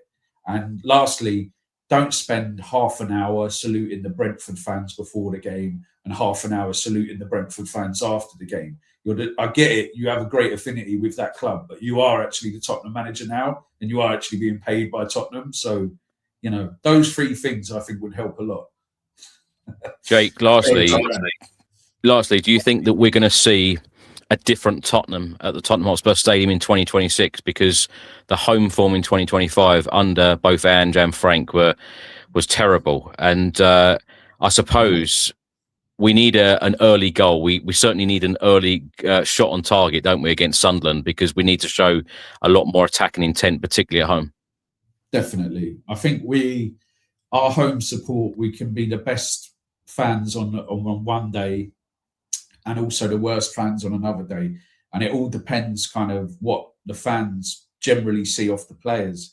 If we see the players are fighting and they're going for it and they're attacking and they're trying their best, then our fans are amazing and they'll get behind the players. The flip side of that, unfortunately, is if it looks like the players are not fighting and they're not trying their best and they're not attacking, then our fans can, as you sure know better than I do, fans can quickly turn on the players, and then that is like a vicious circle, because then the players get more nervous. None of them want the ball. They're all terrified of making a mistake, and then we end up flopping. So I think it's difficult, but like I said when I came on the other day, I've not seen any signs to really get me positive and encouraged about the second half of the season. I can take losing. I can take, us losing games. If you're seeing signs of recovery, signs of positivity, patterns of play, signs to encourage you, I'm seeing very little, if any, of that in the last few games. The only positive I can take is that the defending's okay. Yeah. I think they're fair comments, Jake, and I feel like a lot of people feel exactly the same. If you're seeing positives week by week and you're seeing patterns of play and you're feeling good and you're seeing glimpses of moments in games which give you positivity for the next one, then it will all give us a little bit of hope. And when you don't see that week by week, game by game, then a lot of questions are going to be asked. I completely agree with you. What's your score prediction? God, like I said, my default is normally a Desmond 2-2. But the way we've been playing and the way Sunderland have been playing, I hate to go against my own team, but I could see Sunderland beating us 2-1. I hope I'm completely wrong and we smash them 3-1. But if I had to bet on it, well, I'd never bet against my own team. But if you're to hold a gun to my head, I'd probably say lose 2-1. Sunderland, I've been quite impressed with this season, actually. I'll leave you with this positivity, Jake. We have an exceptional record against Sunderland in the Premier League, and they've got 7 players missing. Oh, wow. I didn't know that. Well, then in that case, 3-1 Spurs. Jake, Happy New Year to you. Thanks so much for joining us, and we'll talk to you again soon. Pleasure. Thanks very much, Chris. Cheers, mate. Happy New Year. Happy New Year. Right, we're now going to go to Melvin, and then Simo will come to you next. Melvin, how are you? I'm good. You? Yeah, very good. Melvin, how are you feeling right now? Because I don't know how much you've been listening to. Thomas Frank is very happy with the 4 points in the last couple of games. On paper, I suppose, 4 points out of a possible 6 in 2 tough away games. A lot of people would have taken that. The style of play, a lot of people aren't happy with. Of course, boos at the G-Tech Community Stadium after the game towards Thomas Frank. How are you feeling as a Spurs fan right now? When you say it like that, when you say 4 points from 2 away fixtures, you should be happy, but why aren't we? Because we're not seeing, the things that makes... It's like I don't recognize this club. I don't recognize where we are. I don't recognize, the playing style. There's lots of things at the moment that don't... I'm not excited for the games anymore. I was nervous before the Brentford game for a while, because this is the first time in a while I was nervous, because I thought we have to win, we need to win, because if we win, finally we start going on a bit of a run, maybe that will kick something off. And I thought this is really important game, and Frank will need to go into this game and believe we need to win. But he played not to lose, and is that really what we want? It's not. It kind of annoys me when he's happy with a point, because it's like the mentality is all wrong, isn't it? It annoys me a little bit, because I know, like Chris, I always mention these managers, but I love the managers that love to win, that are obsessed with winning, that want nothing but to win. And I just respect, the ones that are obsessed with winning, that will do everything they can and not be happy with a point. I mean, he's still with the mentality that he's at Brentford. I have nothing against Frank as a person, or it's frustrating to hear him speak. It's like you listen to the press conference and you don't get anything out of it. Like, as a fan, you want to feel that you're heading in the right direction, that the club, and it just feels that he's just continuously making excuses, trying to deflect things, why things are bad. And I feel like the fans know these things. We know we are in a rebuild. We know certain things, but we want to see more ambition on the pitch. We want to see more of a mentality that we're going to go into games believing we can win. It's not like that anymore. We go into games and we think, what's Frank going to do today? Is he going to be a bit more, ambitious, or is he going to be boring? And the fans at Brentford were, at the end of the game, they were chanting, boring, boring Tottenham. And it's not something that is historically linked with the football club. It's actually the opposite. Historically, Spurs, we do things the hard way, but, we win with style, we win with flair, or we even play with flair. Even when we lose in a way that is respectable, is entertaining. For me, this is all spreadsheets and mathematics and Excel and he's saying a point today could be important in the long run. Well, 3 points would have been more important in the long run. This mentality is frustrating and difficult to get behind, Chris. Are you still fully behind Thomas Frank? It depends. I don't know. I don't even know how to answer this question, because I think for the first time in a while, I'm really not happy. Don't get me wrong, I wasn't happy in the past, but in the past we were playing in a certain way where you were entertained, where the football was exciting. We were playing on the front foot, and it's difficult because Frank says things about the fans and the club which I don't like, and he does say the right thing sometimes. He does say, and I agree with him. He does say that the club is a bit of a rebuild, and we need to be patient. But we've heard this from every single manager. You hear this a lot. You hear that we are in a transition, and I agree with him in certain aspects. And he's been unlucky in certain aspects as well, because he didn't get the players he wanted. Probably in the summer, he was told he was going to get key signings, and he didn't. There were key injuries to players that still haven't played. So he's been unlucky in certain aspects. But at the same time, it's a performance business, and he needs to improve things now. It's very difficult because I have to be fair. You have to judge him on a fair. He's been very unlucky, but at the same time, he can do better. He can be a bit more ambitious with Spurs. He has to think top 4 is the priority. We need to stay in the Champions League. I know he says we're not a Champions League club, but you have to win. You have to get it over the line somehow, even if you have to sacrifice, your principles, or you have to get it over the line. It's very important we stay a Champions League, football club. Yeah, absolutely. Rob Plan writes here, I thought standing at Old White Hart Lane was bad when Christian Gross was in charge. Sorry, I just lost it. I thought standing at White Hart Lane, Christian Gross days was bad, and this is worse watching Thomas Frank. Let me ask you about the style of play, Melvin, because it's very important to me, and I feel like it's very important to a lot of Spurs fans about the style of play, playing the Tottenham way. Do you think we're ever going to see Frank playing the Tottenham way, particularly at home? And, regarding what he's brought to Spurs from Ange Postecoglou, and we can, sit here all day talking about 22 league defeats. Yes, we all know, the league form was absolutely terrible. It was abysmal. It wasn't good enough last season, but we won the Europa League. Yes.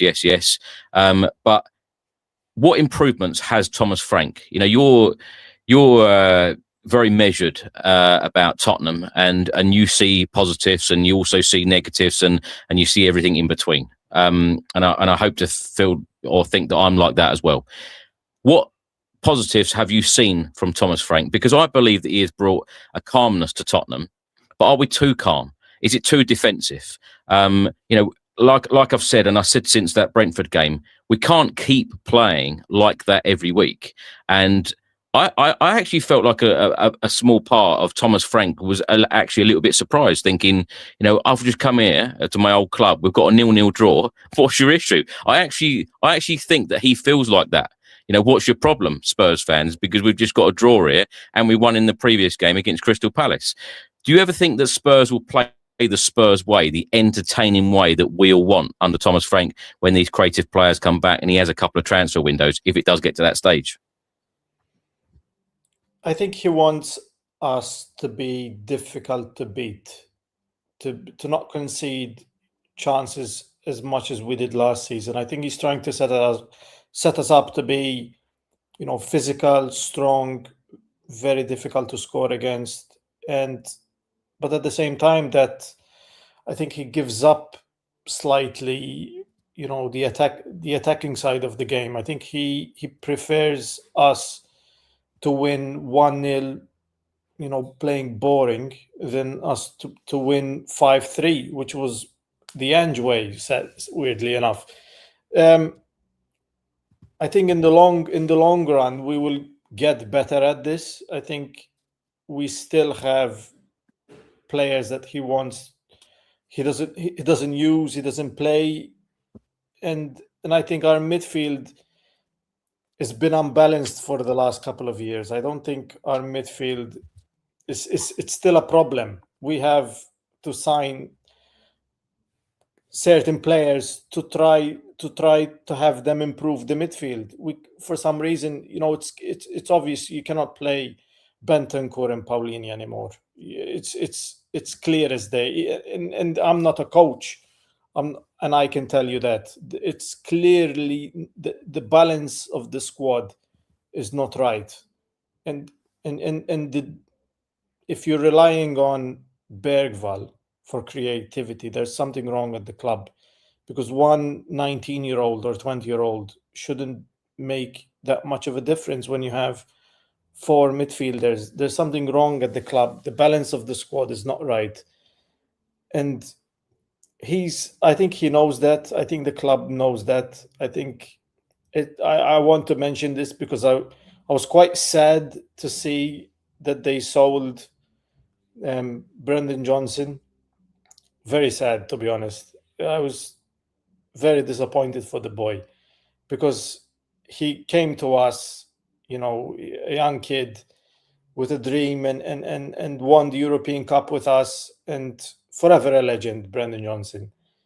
And I thought, wow, they actually sold him. And I was talking to my dad today. I said, this is not something that we usually do. I mean, I don't agree with it, but it's something different. So I thought, just because I don't agree with it doesn't mean it's not the correct thing, because I don't see what happens behind the scenes. But it's something different, something we've not done in the past. If Levy was at the club, he would have held for 40, 50 million or even more. But I thought, this is something different. We need to do something different. The club's been operating the same way, for years. You look at other clubs sell and buy and buy better. And and hopefully this is what, kickstart our transfer window. We sell, we loan players out that we don't need, and we bring in players that are going to improve us. I think one of the best transfer windows we've had in recent times was when we brought in Kulusevski and Bentancur, and that season we made the Champions League under Conte. We need similar quality of players to come into the squad, experienced players. Yeah. But with Frank, it's difficult, because we're in a position where now we have to back him, and you have to think, is he the right person to back? That's my problem with the current situation, because whoever manager is there, you have to back him. You have to give him reinforcements, and you have to adopt his philosophy, and you have to stay with it 100%. But the problem is, I don't believe that the players believe in him either. The fan base, I don't think everyone believes in him. And this is coming from me, someone who's historically, I've always trusted the managers, and I always back them, and I always was happy to give them time. So to have me question if he's the right man, I think there's problems. Is he being held there, until 2026, until a certain Argentinian manager is free? You never know. I knew you were going to go there. I knew it. Yeah. you have to think about these things. But who's that then? Who's that? It's Mauricio. You have to. I think all Tottenham fans, when managers come up, I think we've always put him on the list. Even before he went to Chelsea, before he went to America, we always put him on the list, because the things he did at this club, I think he put our expectations of Tottenham much, much higher. I think that's also something that at the end of the day, which got him sacked. We raised our level of what we expect from the football club. And I think this is why I think this season, our expectations after winning the Europa League were that we were going to kick on, that we were going to, we're back, we're going to be top 4 club. But it's taken a hit. For my opinion, I always thought that we were going to struggle again. I didn't think, because we were pretty much the same team. Actually, we got worse, because we lost Heung-min Son, and we've not replaced properly. Melvin, two very quick questions and answers, if you can. João Palhinha, would you like to see Spurs sign him on a permanent deal? And Matisse Tell, would you be happy to see him go out on loan in January? Palhinha, I would not sign. I think the 30 million can be used, to buy other players. And Matisse Tell, I would be very disappointed if we sell him. If we loan him and he's coming back, I would be very happy with that, because big clubs buy players and loan them out because they need game time to improve, and that's what Bayern Munich did with him initially, and they got a fee for him. But I don't want him sold. I would be very disappointed. I think he's a great player. I just think he's young and very raw. I think he needs game time. I think he needs, if he goes to Roma, for example, and plays, 25 games and then comes back to us, I think that's brilliant. But I think the manager, I don't know, he didn't want Johnson, and Johnson was our top scorer last season. So something is very strange, very weird. I don't know where his head's at. Melvin, thanks so much for joining us. Of course, we will see you on the podcast after the Sunderland game, hopefully talking about a win. Thanks so much for your time this afternoon. Yeah, thank you, Chris. See you. Cheers.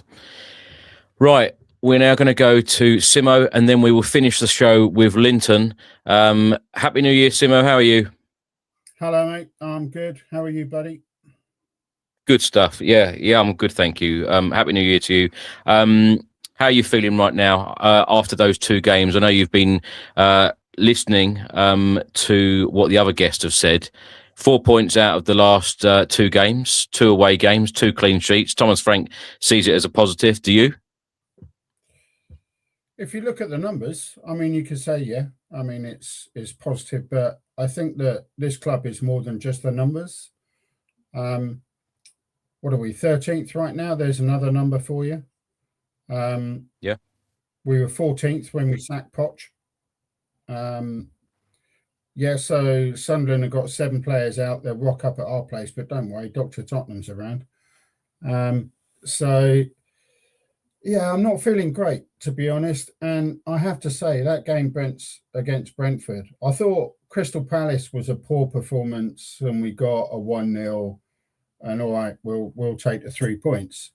But Jesus, that Brentford game, it was like drilling my old teeth. It was shockingly bad. And to hear our own fans singing boring, boring Tottenham, I was sat in a chair saying, you're not wrong. I agree. Yeah. It was originally the Brentford fans that were singing it. And then about 20 minutes later, the Tottenham fans were singing it. How does Thomas Frank come back from that? And where do you stand on Thomas Frank? Because, are you one of these people saying, look, the manager does need time, and given our managerial record of keep, hiring managers, sacking managers, and like I keep saying, I feel like a broken record.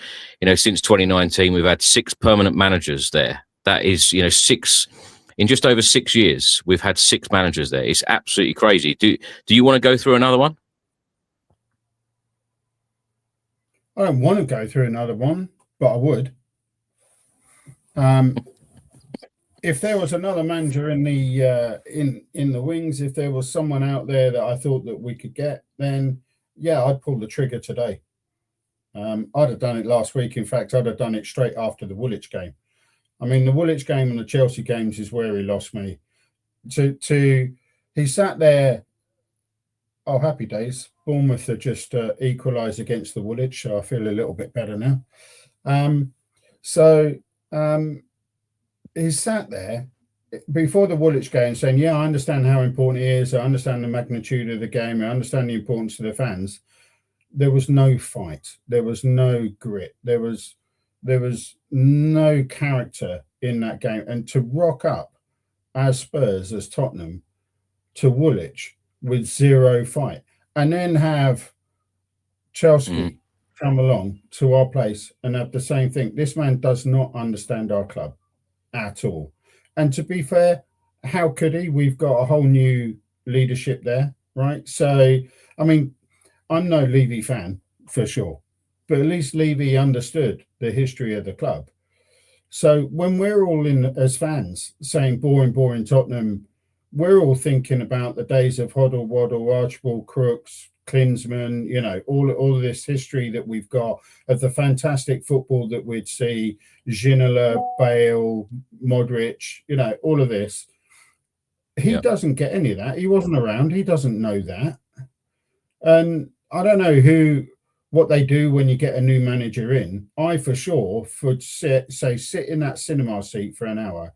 You're going to learn about this club and you're going to learn what it means to be the manager of Tottenham Hotspur. That would be the very first thing I'd do. And then say from there, that's your North Star. Simo, I had hoped that in one of these transfer windows, you mentioned Dr. Tottenham there. I'd hoped that Dr. Tottenham was given a free transfer. But King Hoddle writes some positives here. Here are the positives, Chris. Number 1, set pieces, both offensive and defensive, much better. Number 2, the team has better structure than the previous manager. Number 3, best away record in the league.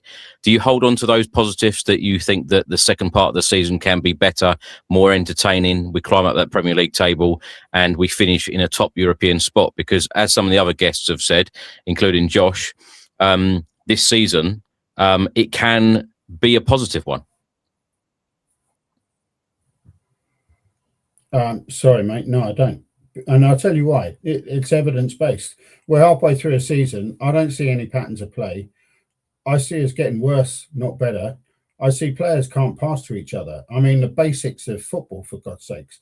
I mean, there were, in that Brentford game, I mean, Archie Gray, God bless him, love him. He's 19 years old and all the rest of it. He's a quality player.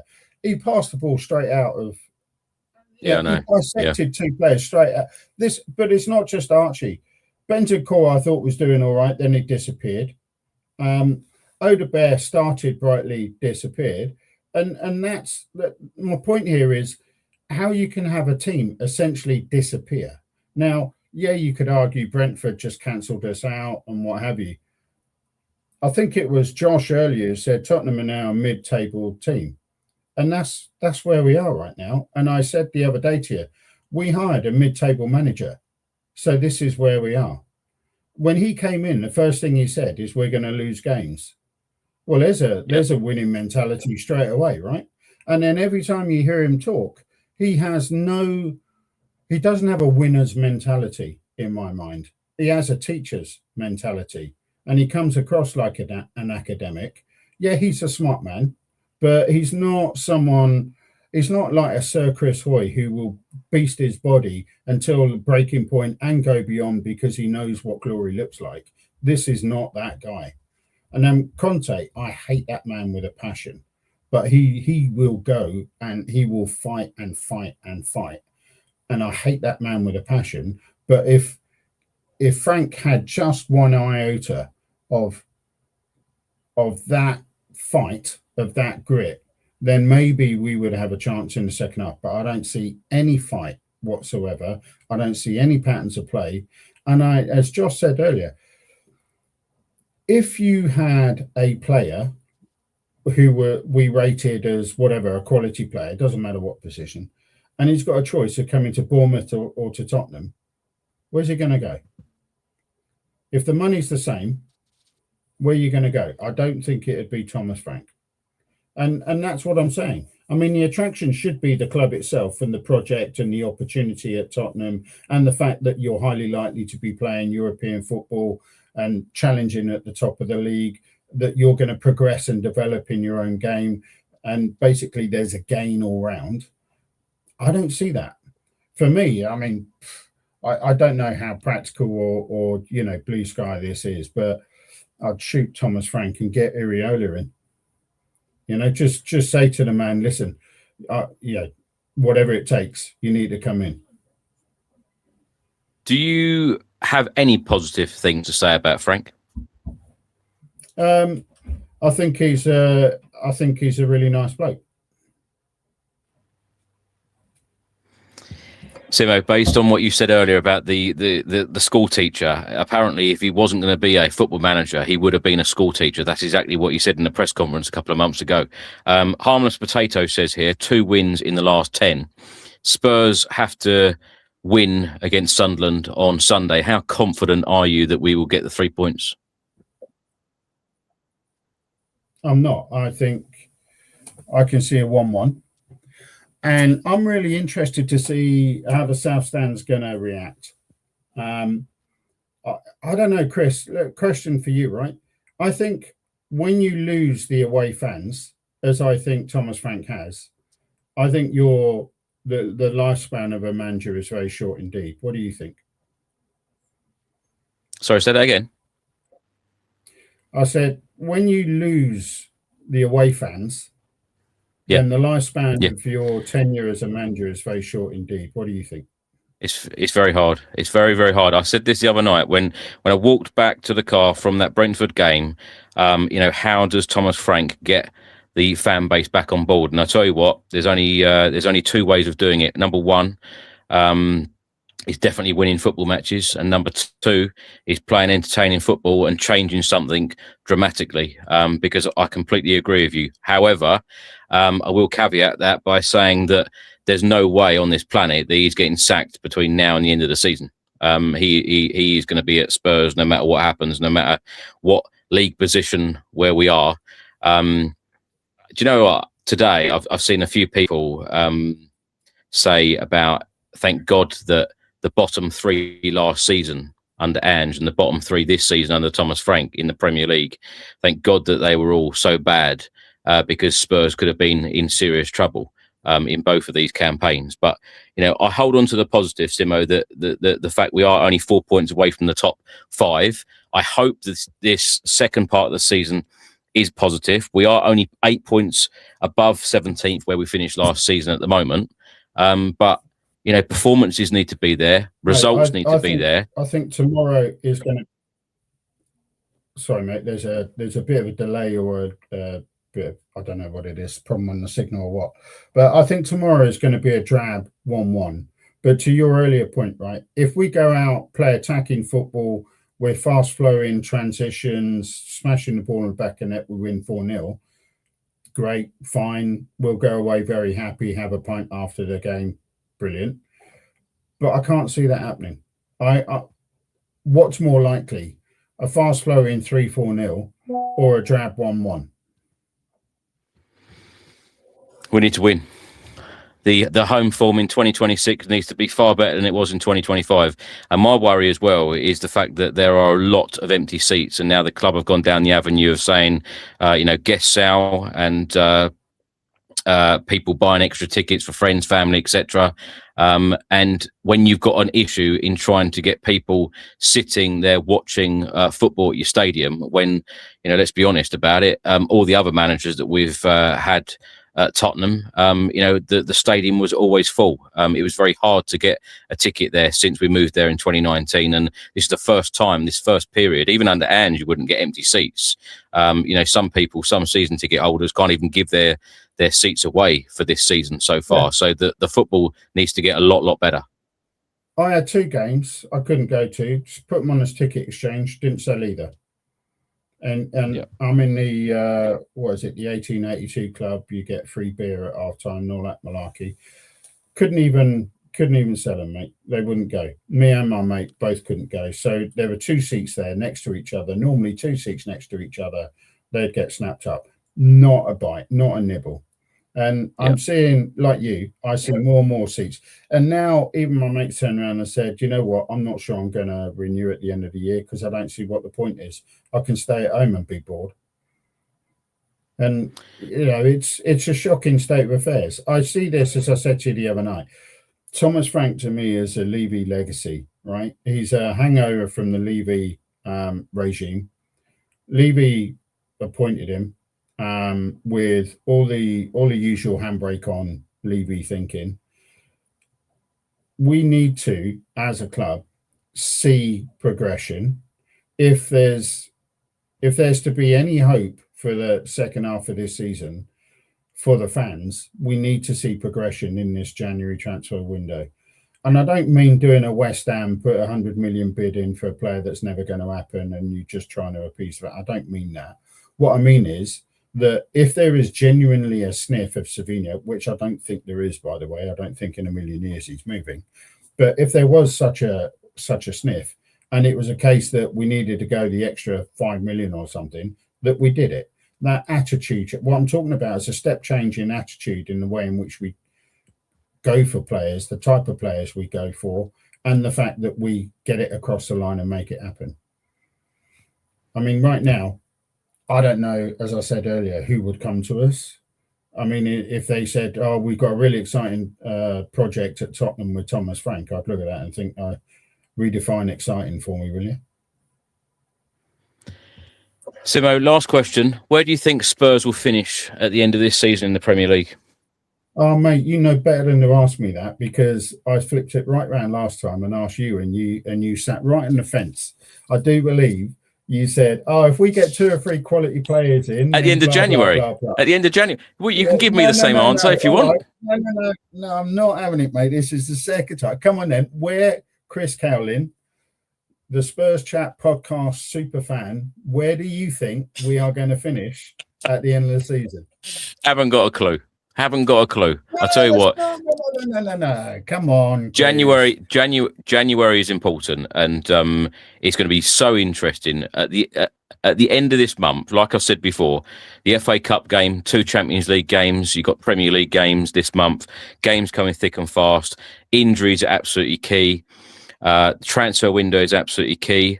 Whether Thomas Frank changes X, Y, and Z is absolutely key. The home fans, the away fans, the way Thomas Frank, deals with everything in this next month.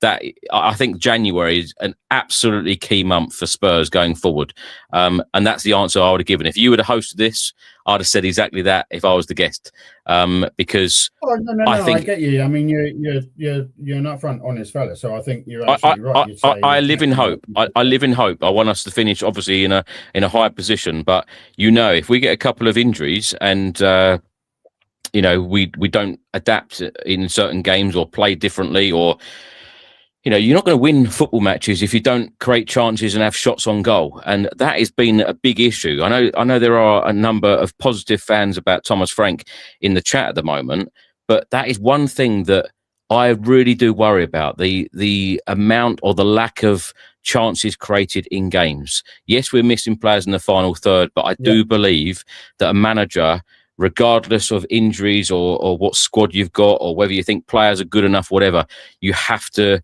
find a way to win. This is why these managers in the Premier League are paid a lot of money. You have to find ways to win, and you have to find ways to get results. Get a shot on target, right? Yeah, exactly right. So my prediction is this, right? It'll come May. I'll say, sod it, I'm not going to renew my ticket. We'll finish 10th.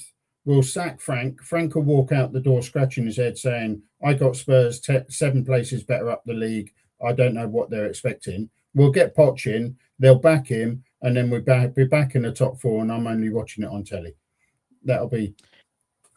Do you know, the one thing I'll say about Poch is, because so many people keep mentioning Pochettino's name. We had Craig doing it this morning. We had Josh doing it. Even Melvin did it on the channel today. But can someone like Pochettino, I know he gets the fans and the majority of the fan base absolutely loving him and adore him and would welcome him back, all of that. But part of me thinks, does he walk into this football club, just click his fingers and loads of things change, and he's going to suddenly shoot us up that Premier League table and everything's going to be rosy? Because surely even Pochettino would come into the football club if this did happen.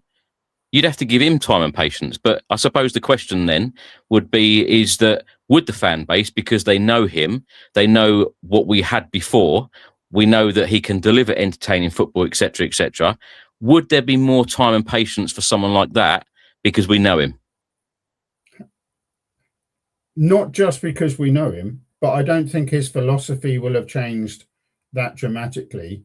And I think that you would see, even if it's not happening, we were losing games, you would see positivity in what he's trying to do. You would see patterns of play that he's trying to get implemented. Whether the players can do it or not, you'd see it. With Thomas Frank, you don't see any of that. And that's why the fans are pissed off and they're not behind him, because you don't see any attacking attitude. You don't see any grit.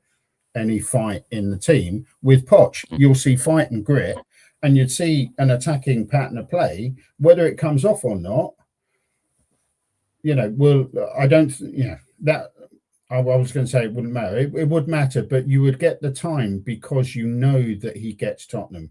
You would also know his history, but more importantly, I think you would see it as he's trying to affect the change.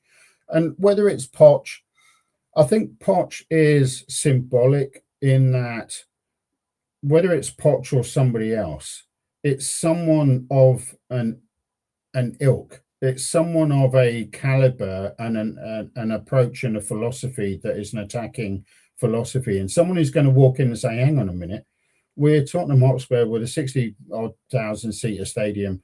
We should be at the top of the table. We should be, and we'll fight. We will fear no one, and we will fight everybody. And that's what you're looking for in a manager, not someone who walks in and says, "Oh, we're going to lose games." Yep. Simo, thanks so much for joining us, and I hope next time me and you are a lot happier. Yeah, you and me both, buddy. And if I see you at the ground, I'll buy you a beer. See you later. Thank you so much. Happy New Year. See you soon. Right, we're now going to go to our last guest, and that is Linton, all the way in South Africa. Linton, nice to have you on again. How are you?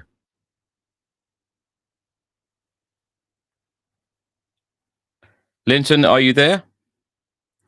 No, I think we've lost him.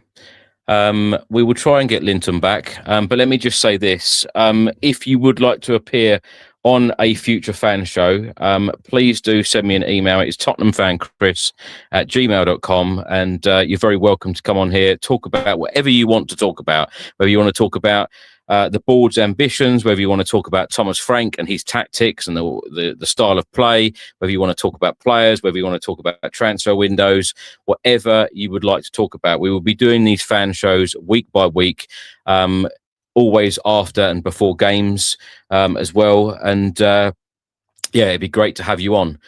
It doesn't look like we're going to get Linton back. So actually, we've just had another guest just enter the green room. We're going to go to Gary. Gary, how are you? I'm all right, mate. I just want to jump on quick. I'm waiting for me chicken to be made.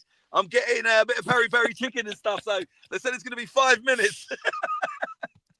Brilliant. Well, great to have you on. How are you feeling right now, and how are you feeling about the Sunderland game? And I don't know how much, or if at all, you've listened to any of the show, but when you think, Gary, the last 2 away games, we've picked up 4 points from a possible 6. Yeah. Some people see that as a positive, but what have you made of the style of play? Boring, mate. Depressing, boring. Like, literally, I didn't go to the Brentford game, Chris, but I watched it at home, and I actually fell asleep sitting up. My boy was like, Dad, and nudged me. And I just thought it's so boring. But Chris, I said from day one, when we appointed Thomas Frank, I found him boring. He looks boring. He talks boring. His football's boring.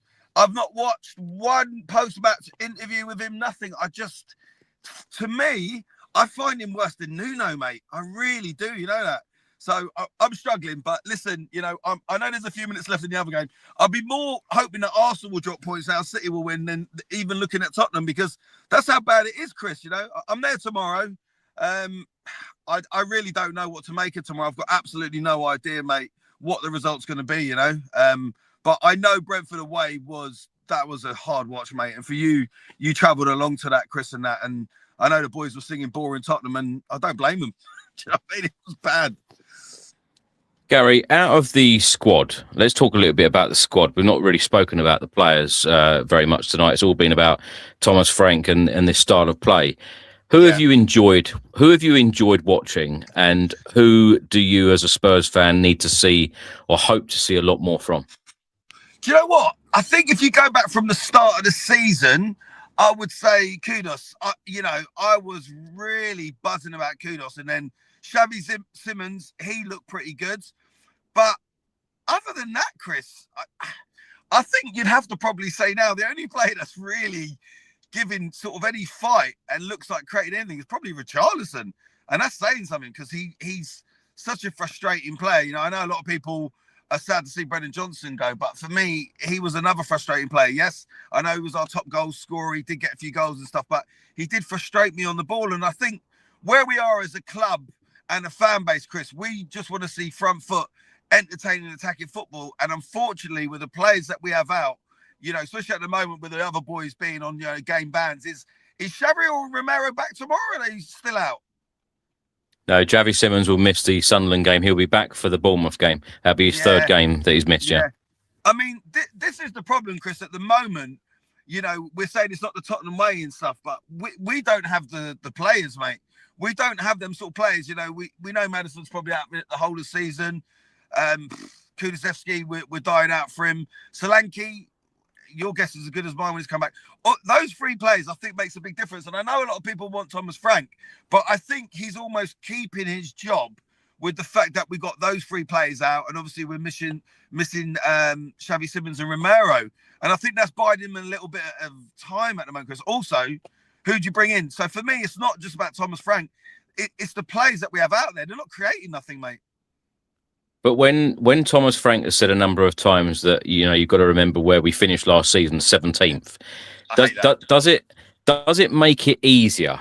And I know some people probably won't like this question. We're going to ask it.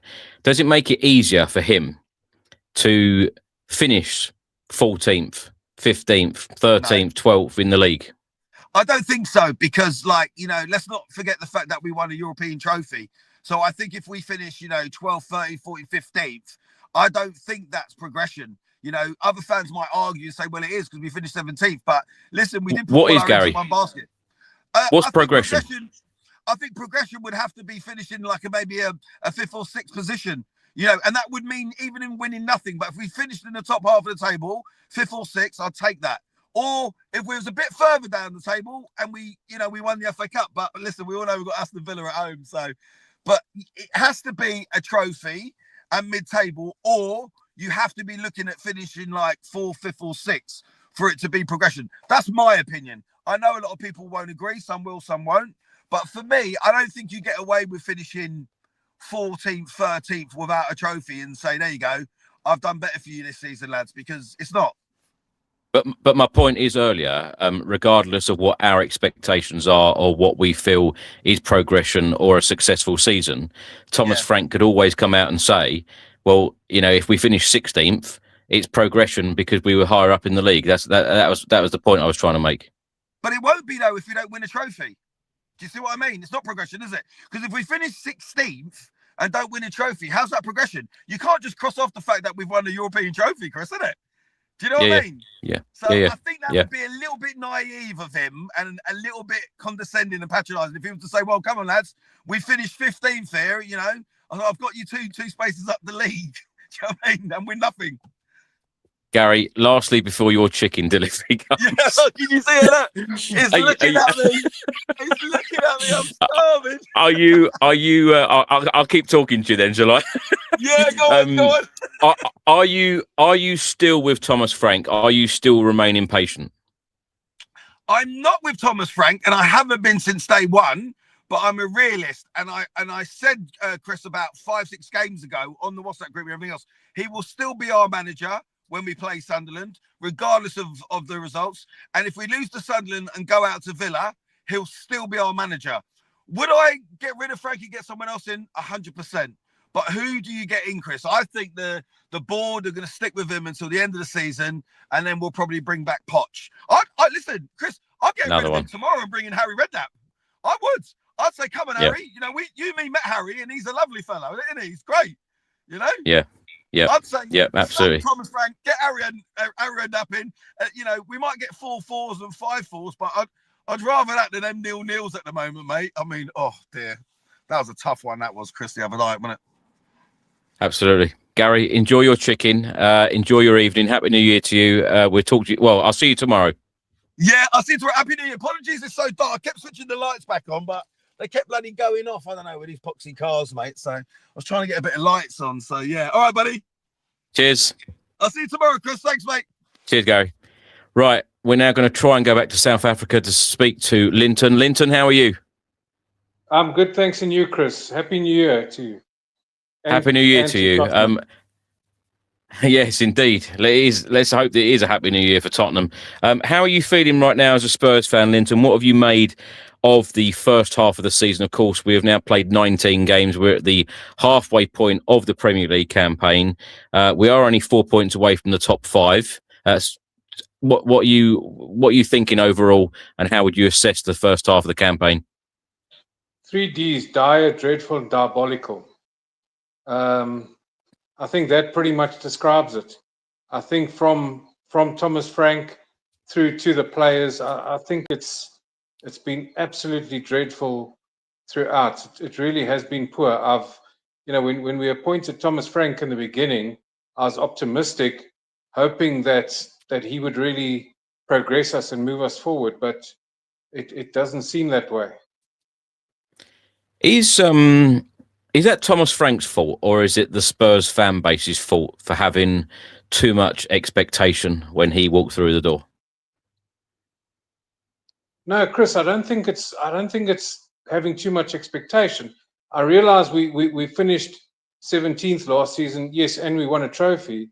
However, look, we don't have the best squad in the Premier League. However, we don't have a squad that should be in its current position. I do think we're probably a mid-table side, but when I say mid-table, I would say probably between 8th and 10th. That's probably the squad that I think any better than that, and we've overachieved, but any worse than that, and we've underachieved. And at this stage, I think we've underachieved. But it's also the style of football. That's the big thing. And if we're playing entertaining football, fans can still sort of understand the league position if they're being entertained. But we're not being entertained, and we're not getting the results. And I think our season is typified last week against Brentford, when Vicario was booked for time wasting. I think that sums up our season. Time wasting to settle for a draw against Brentford. Really, is that the standard that? And no disrespect to Brentford at all, but is that the standard that we're at the moment? Yeah. What rating out of 10, Linton, would you give the season so far under Frank? At best, a 4. At best, 4. I can't rate any higher than that. What are your expectations as a Spurs fan on the January transfer window? Of course, we hear a lot, managers and pundits, even us fans are now saying exactly that wording of it's very difficult in a January transfer window. But we hear Frank saying that Vinay and Johan and Fabio, they're all working day and night. They're working very hard. What are your expectations, particularly seeing Brennan Johnson go out the door? Quite frankly, I think that the hard work should have been done prior to the window. I don't think the hard work should be done in the window. I think that preparation should be done. Negotiations should have been underway already months ago. And that's obviously what took place with Brennan Johnson. That's why he left. Well, he's left. When are we going to replace him? A week before the close of the window? I'm really not optimistic at all. I'm hoping that we do business. I think, quite frankly, we need three players in, and I'm not optimistic that we're going to bring them in anytime soon. I would have thought we would have had a replacement for Brennan Johnson prior to him going out the door, and that hasn't happened. Or I don't know of any deals that are close. I don't know. I'm hoping there are deals that in the next week there'd be at least one done, but. Traditionally, I know we do our business pretty late in the window. So, Linton, if you're saying if you're saying you want 3 players in, what positions? A left-sided attacker, definitely another striker, and another central defender. Okay. Those are the 3 positions that I'd call, yeah. How are you feeling ahead of this Sunderland game? Are you confident that Spurs can get a win, get 3 points, start the year 2026 off with a bang, particularly at home? Because how many times have we said about our league form, particularly in 2025, being so poor? We certainly have to hope for a better year at home. We have to hope for a better year at home, but again, it shows where we are at a fan base, and I don't think I'm alone in this. That Sunderland's a side that's just come up from the Championship, and we should be, I wouldn't say guaranteed because there's no easy games in the Premier League, but we should be confident of a victory. And well, I think, quite frankly, I'd be happy if we got a point out of the game, which is not good enough. We need the 3, but I just have absolutely no confidence at the moment. Is that really where we've fallen to, Linton? The fact that you as a fan are now hoping that we're going to get a point at home against a newly promoted side 1-1. Of course, you've got Vicario wasting time away at Brentford, and then it's almost like we're celebrating, or we should be celebrating, a draw. Is this where Spurs are at now? Is that a fair comment? It is. Well, if you have a look, Thomas Frank came from Brentford, and they're ahead of us in the league. And his set piece coach from last season is now their manager, and look where they are compared to us. So that just gives you an idea of where we've fallen to. So that's the sad reality of where we're at. Right now, the way things are going, I take whatever points we can get just to try and get us a little higher up the table. And it's a terrible place to be in as a fan. I can imagine how you must feel being at the ground every week or watching the team, live every week. It must be even worse. Yeah, I suppose that's probably why I hold on to a lot of positives like I do, because you have to have that hope that things are going to change. You have to have that hope that the manager learns from previous games. You have to hope that the players give a lot more. You have to hope that we're going to win more matches in 2026. And certainly you have to have that hope of us having a decent transfer window. Linton, thanks so much for joining us. It's been quite a negative show, if I'm honest, with a lot of the guests, but it can't be helped. And as I always say, we always bring on everyone from around the world. Everyone is welcome on here to, talk about anything Tottenham, to get things off their chest. And, it's been hard recording this one because, I don't feel particularly happy. Every guest that has come on don't feel particularly happy, and it's tough times at the moment. Just let's hope that things improve. But thanks so much for joining us, and we'll talk to you again soon. Chris, thank you. If I can just say one more thing. I don't know what your view is, but I know we have a history of sort of taking ex-Chelsea managers, but there's a certain ex-Chelsea manager that's just become available. I don't know what your views are, but I wouldn't mind seeing him in our dugout. I can't see it. Can't see it happening, and I can't see Enzo Maresca wanting to come to Spurs. But as I said earlier on the stream, I can't see Spurs making any changes at all from now until the end of the season, and that is regardless of what happens in the FA Cup, the Champions League, or the Premier League. Because, again, what I said earlier about the way that Frank keeps going on about how confident he is that the board are behind him, and the fact that he's said so often about where we finished in the league 17th last year, it's kind of like, and I don't like it, by the way, it's kind of like he's almost saying to us, if we finish 16th and above, then it's a bonus, and we've improved on last season. For me, it's always, the goal is always a top European spot. I would love it to be. The goal is to compete at the very top for the Premier League title, but we can't have it all. Linton, thanks so much, and we'll speak to you again soon. Thank you, Chris. Thank you for the opportunity. All the best. Cheers. We've just had one more guest come in. Colin, I'm going to have to be very, very quick. Colin, how are you, and how are you feeling? I'm good, Chris. How are you? Yeah, very good, thank you. How are you feeling right now as a Spurs fan? Because, like you probably just heard there, I'm trying to hold on to any small positive I can. There are a lot of very unhappy fans. If you've listened to any part of this 2 hours, it's been pretty depressing. But people feel what they feel. You can't help how you feel. How are you feeling? I was just looking at trying to figure out how I did feel, and I went back and looked at results. So, someone's going to throw something at me. I always say that, but we've got 4 out of 6 points in the last 2 games. I think if we get a win tomorrow, we start to feel a little different. You know, you just start to look at big picture things like who do we have that I was thinking, listening to your show a moment ago there, who do we have that's a superstar? You know, who's our go-to guy? And I don't really see anybody right now that we have. You look at other teams that have that, and every sports team, you've got to build around players that are in that elite level.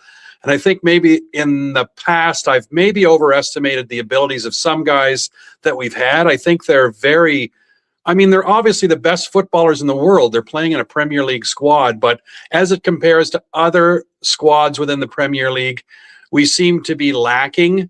And this seems to be a pattern that we've been repeating for years. We've had these conversations all the way back to Pochettino onwards, right? That we've always been feeling that we're coming up short, feeling that we're an elite team within Europe, but not spending the money seemingly to get those players that you build a club around. We don't have them anymore. We had a couple when we had Kane and Son together, when that was incredible connection they had. But I'm not knocking anybody, but we don't have a Virgil. We don't have a Rodri. We don't have a Erling Haaland. We don't have any of those guys. We don't have anybody at that level.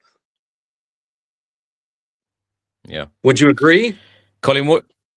Yeah, I do. And that's a worry in itself, because Spurs have always had top players, and we've always had superstars, and we've always had players that are going to get us off the edge of our seats. And when you think of this squad at the moment, it definitely does need to be improved. I know when I asked Jamie earlier about the flair players who excited him in the past, and you can just reel off the names that the players used to excite you and score goals and create chances and would literally get you off the edge of your seat.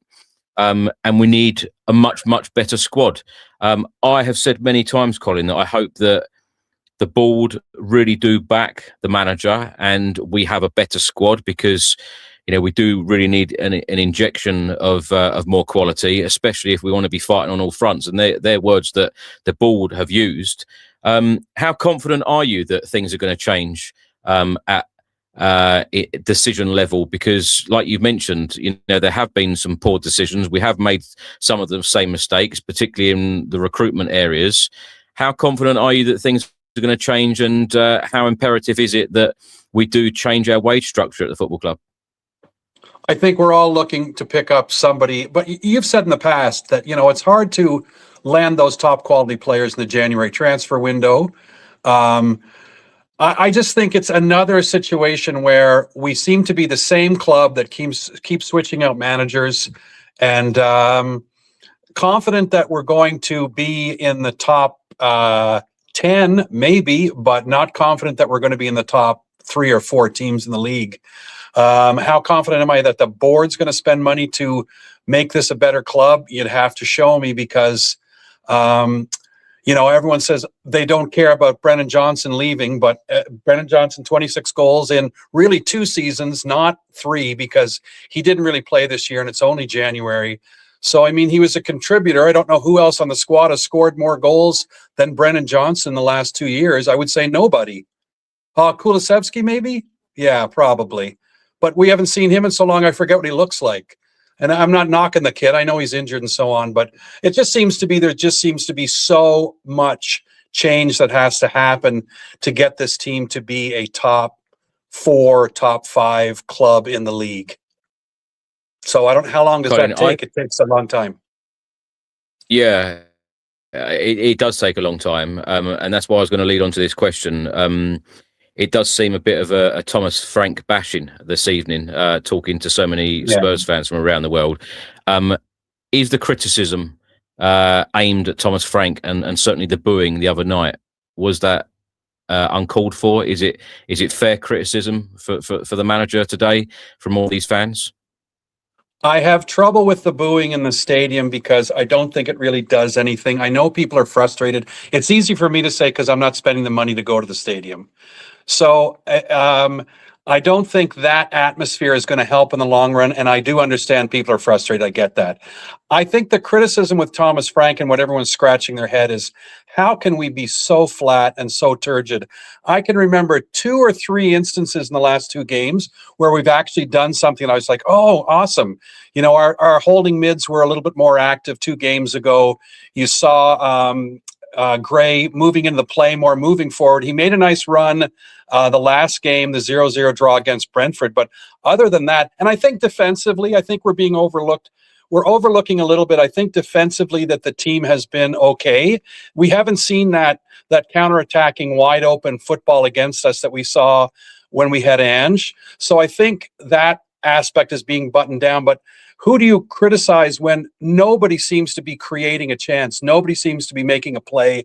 No one's getting you excited from the midfield forward. So ultimately, it rests with who's in charge. If your channel's not going well, I mean, it's you. You're the guy, right? And he's the guy right now. So whether the criticism is fair or not, win a couple of games and the criticism goes away. Colin, are you still fully behind Thomas Frank? And is your message to a number of Spurs fans then, give him the time and patience? I don't know if I'm fully behind him, but like you just said earlier, that they're not going to make any changes in the middle of the year. I don't know what you're basing that on. I heard you say that, I think, but I think, I don't know. It's hard. He's hard to figure out. I don't know.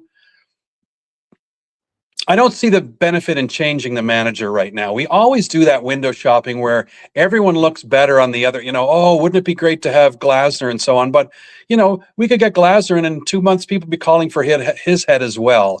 So I think that there's a macro problem with Spurs that with changes in head office and so on that they perhaps are trying to figure out, but I don't think getting rid of him, I don't know. I don't have a good answer for you. I don't know. I don't know who he is yet. I don't know what he's trying to achieve. But it doesn't look good right now. It's not even an interesting game of football to watch. I said, at least with Ange, we had something to talk about. What could we talk about in the last game? There's nothing remarkable that happened. Yeah. I just hope that everyone feels a little bit happier sooner rather than later, Colin, because it just feels a bit of a sad period at the moment. And when your own fans are singing boring Tottenham, it's gone downhill and rapid, and I don't like that. But like I keep saying, holding on to the positives that we're only 4 points away from the top 5. So let's see what this second half of the season brings. Thanks so much for joining us. Before you do go, give us a score prediction for the Sunderland game. 2-1 Tottenham. Brilliant. Thanks for finishing on a positive, Colin. I'll speak to you soon. Always great to see you, Chris. Thanks very much for having me on. Cheers. Thank you. Right, we're going to stay in Canada because John has just logged on. This is going to be our last guest, I promise. John, thanks so much for joining us. How are you? A lot better than I was. Still waiting for surgery, but I'm doing okay. I'm glad to hear that. Well, Happy New Year to you, John. Happy New Year, guys. Thank you for all you do for us, and I appreciate you and Craig no end. Thank you so much. Talking about Spurs, how are you feeling about Tottenham right now? Well, my son and I went to the Tottenham pub for the Brentford game, and there was about 20 of us there. And the mood was, shall we say, somewhat down. And I think that reflects how I feel. I'm down with them. Here we are again. And everybody's looking for an instant answer. There probably isn't one. You just don't change managers again in midstream. My opinion of keeping Thomas Frank at the moment is, look, we're mid-table. We're not falling down the table. We're not. The danger level down there is well below us. Nottingham Forest and West Ham and Burnley, etc., and Wolves are well down there. So we're not in any danger of not being in the Premier League next year. Our chances of getting in the top 6 for a European spot are at best stretched. So let's stay with Thomas Frank, see how it goes, give him some time and a chance. I don't believe I'm saying this, but I will. And if it doesn't work out, the World Cup is over in July. Hello, Poch. You're another one. Another one. Yeah. Okay. John, do you think that we will ever see the Tottenham way under Thomas Frank? Do you I know when I've spoke to you before, you're always very balanced and you always try to remain positive about Spurs. This first part of the season has been tough in many ways. You know, some of the performances when you talk about no shots on target in opening 45 minutes of games, or one shot on target at home against Chelsea. You know, that game away at Arsenal, you know, I could sit here all day talking about, you know, poor performances or poor results. Yep. One shot on target against Forest, losing 3-0 away. You know, there are plenty of moments. But we are in touching distance of a European spot if we play well in this second part of the season. Do you have any confidence that we will see entertaining football under Thomas Frank in this second part of the campaign? I think if he wants to hang on to his life, he's got to give us some entertaining football. Yeah. If he wants to hang on to his career, I mean, the last thing he needs is a jump from Brentford into Tottenham and fail miserably, and he's out on his ear wondering what he's going to do on a Saturday afternoon. So he's got to give us something. He's got to get this team moving that wins games, and he's got to keep us happy by what did Craig call us this morning? To dare is to do. And his little, I'll give a plug for his thoughts of the day. He's my breakfast. He mentioned Poch as well. You copying him? Well, I guess we're great minds think alike. He's a big influence on you, John, I think. Yeah, well, maybe. He's my breakfast occupation. I think going back to Thomas Frank has got to turn this around. Yeah. And the ball is very much in his court. Trouble is, he tries to tell us wonderful stories that none of us are going to believe. And if he was more straight and honest with us, I think we would appreciate him more. Instead, he tells us, I remember going to Bodo, and I didn't see the Bodo game. I did watch the highlight package. And there he was saying, we wonderfully came from behind to draw. And then against Wolves, I think the following week, he said it's exactly the same. Yeah. And he's got to come back to us and say, you know, it wasn't everything we'd hoped for. That really wasn't that great. I need to take this in hand, etc., etc. And I think that if he's going to try and, you know, give us waffle and propaganda, we're all going to see through it. And we lose confidence in that a lot quicker than if he's up straight and honest with us. John, lastly, score prediction for the Sunderland game on Sunday. Are you feeling confident that 2026 is going to, you know, get us off to a win? Am I confident? No. My hope prediction is 2-0 Tottenham. That's knowing that many of their players are away on the African nations. Yep. So we have the opportunity to snatch one. Yep. And we've got to go out there at home and show the fans they can do it. Yep. Absolutely. That's it. Well, thank you for finishing the show on a positive, John. Thank you so much for...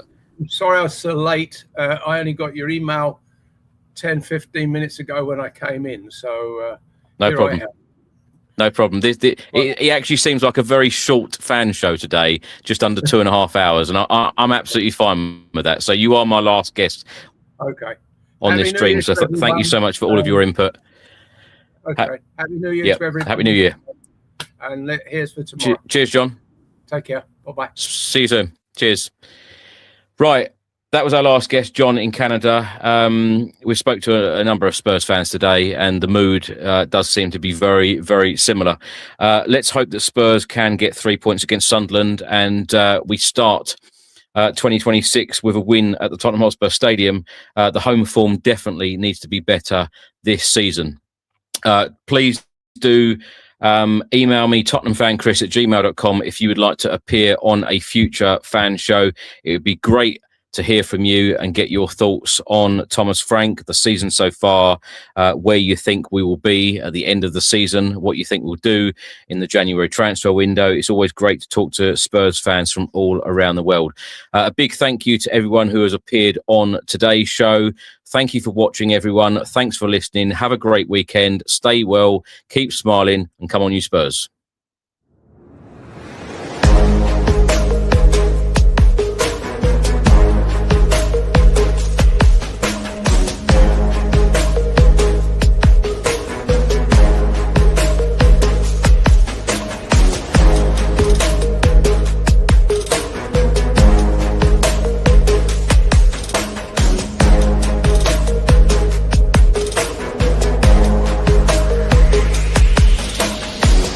We'll be right back.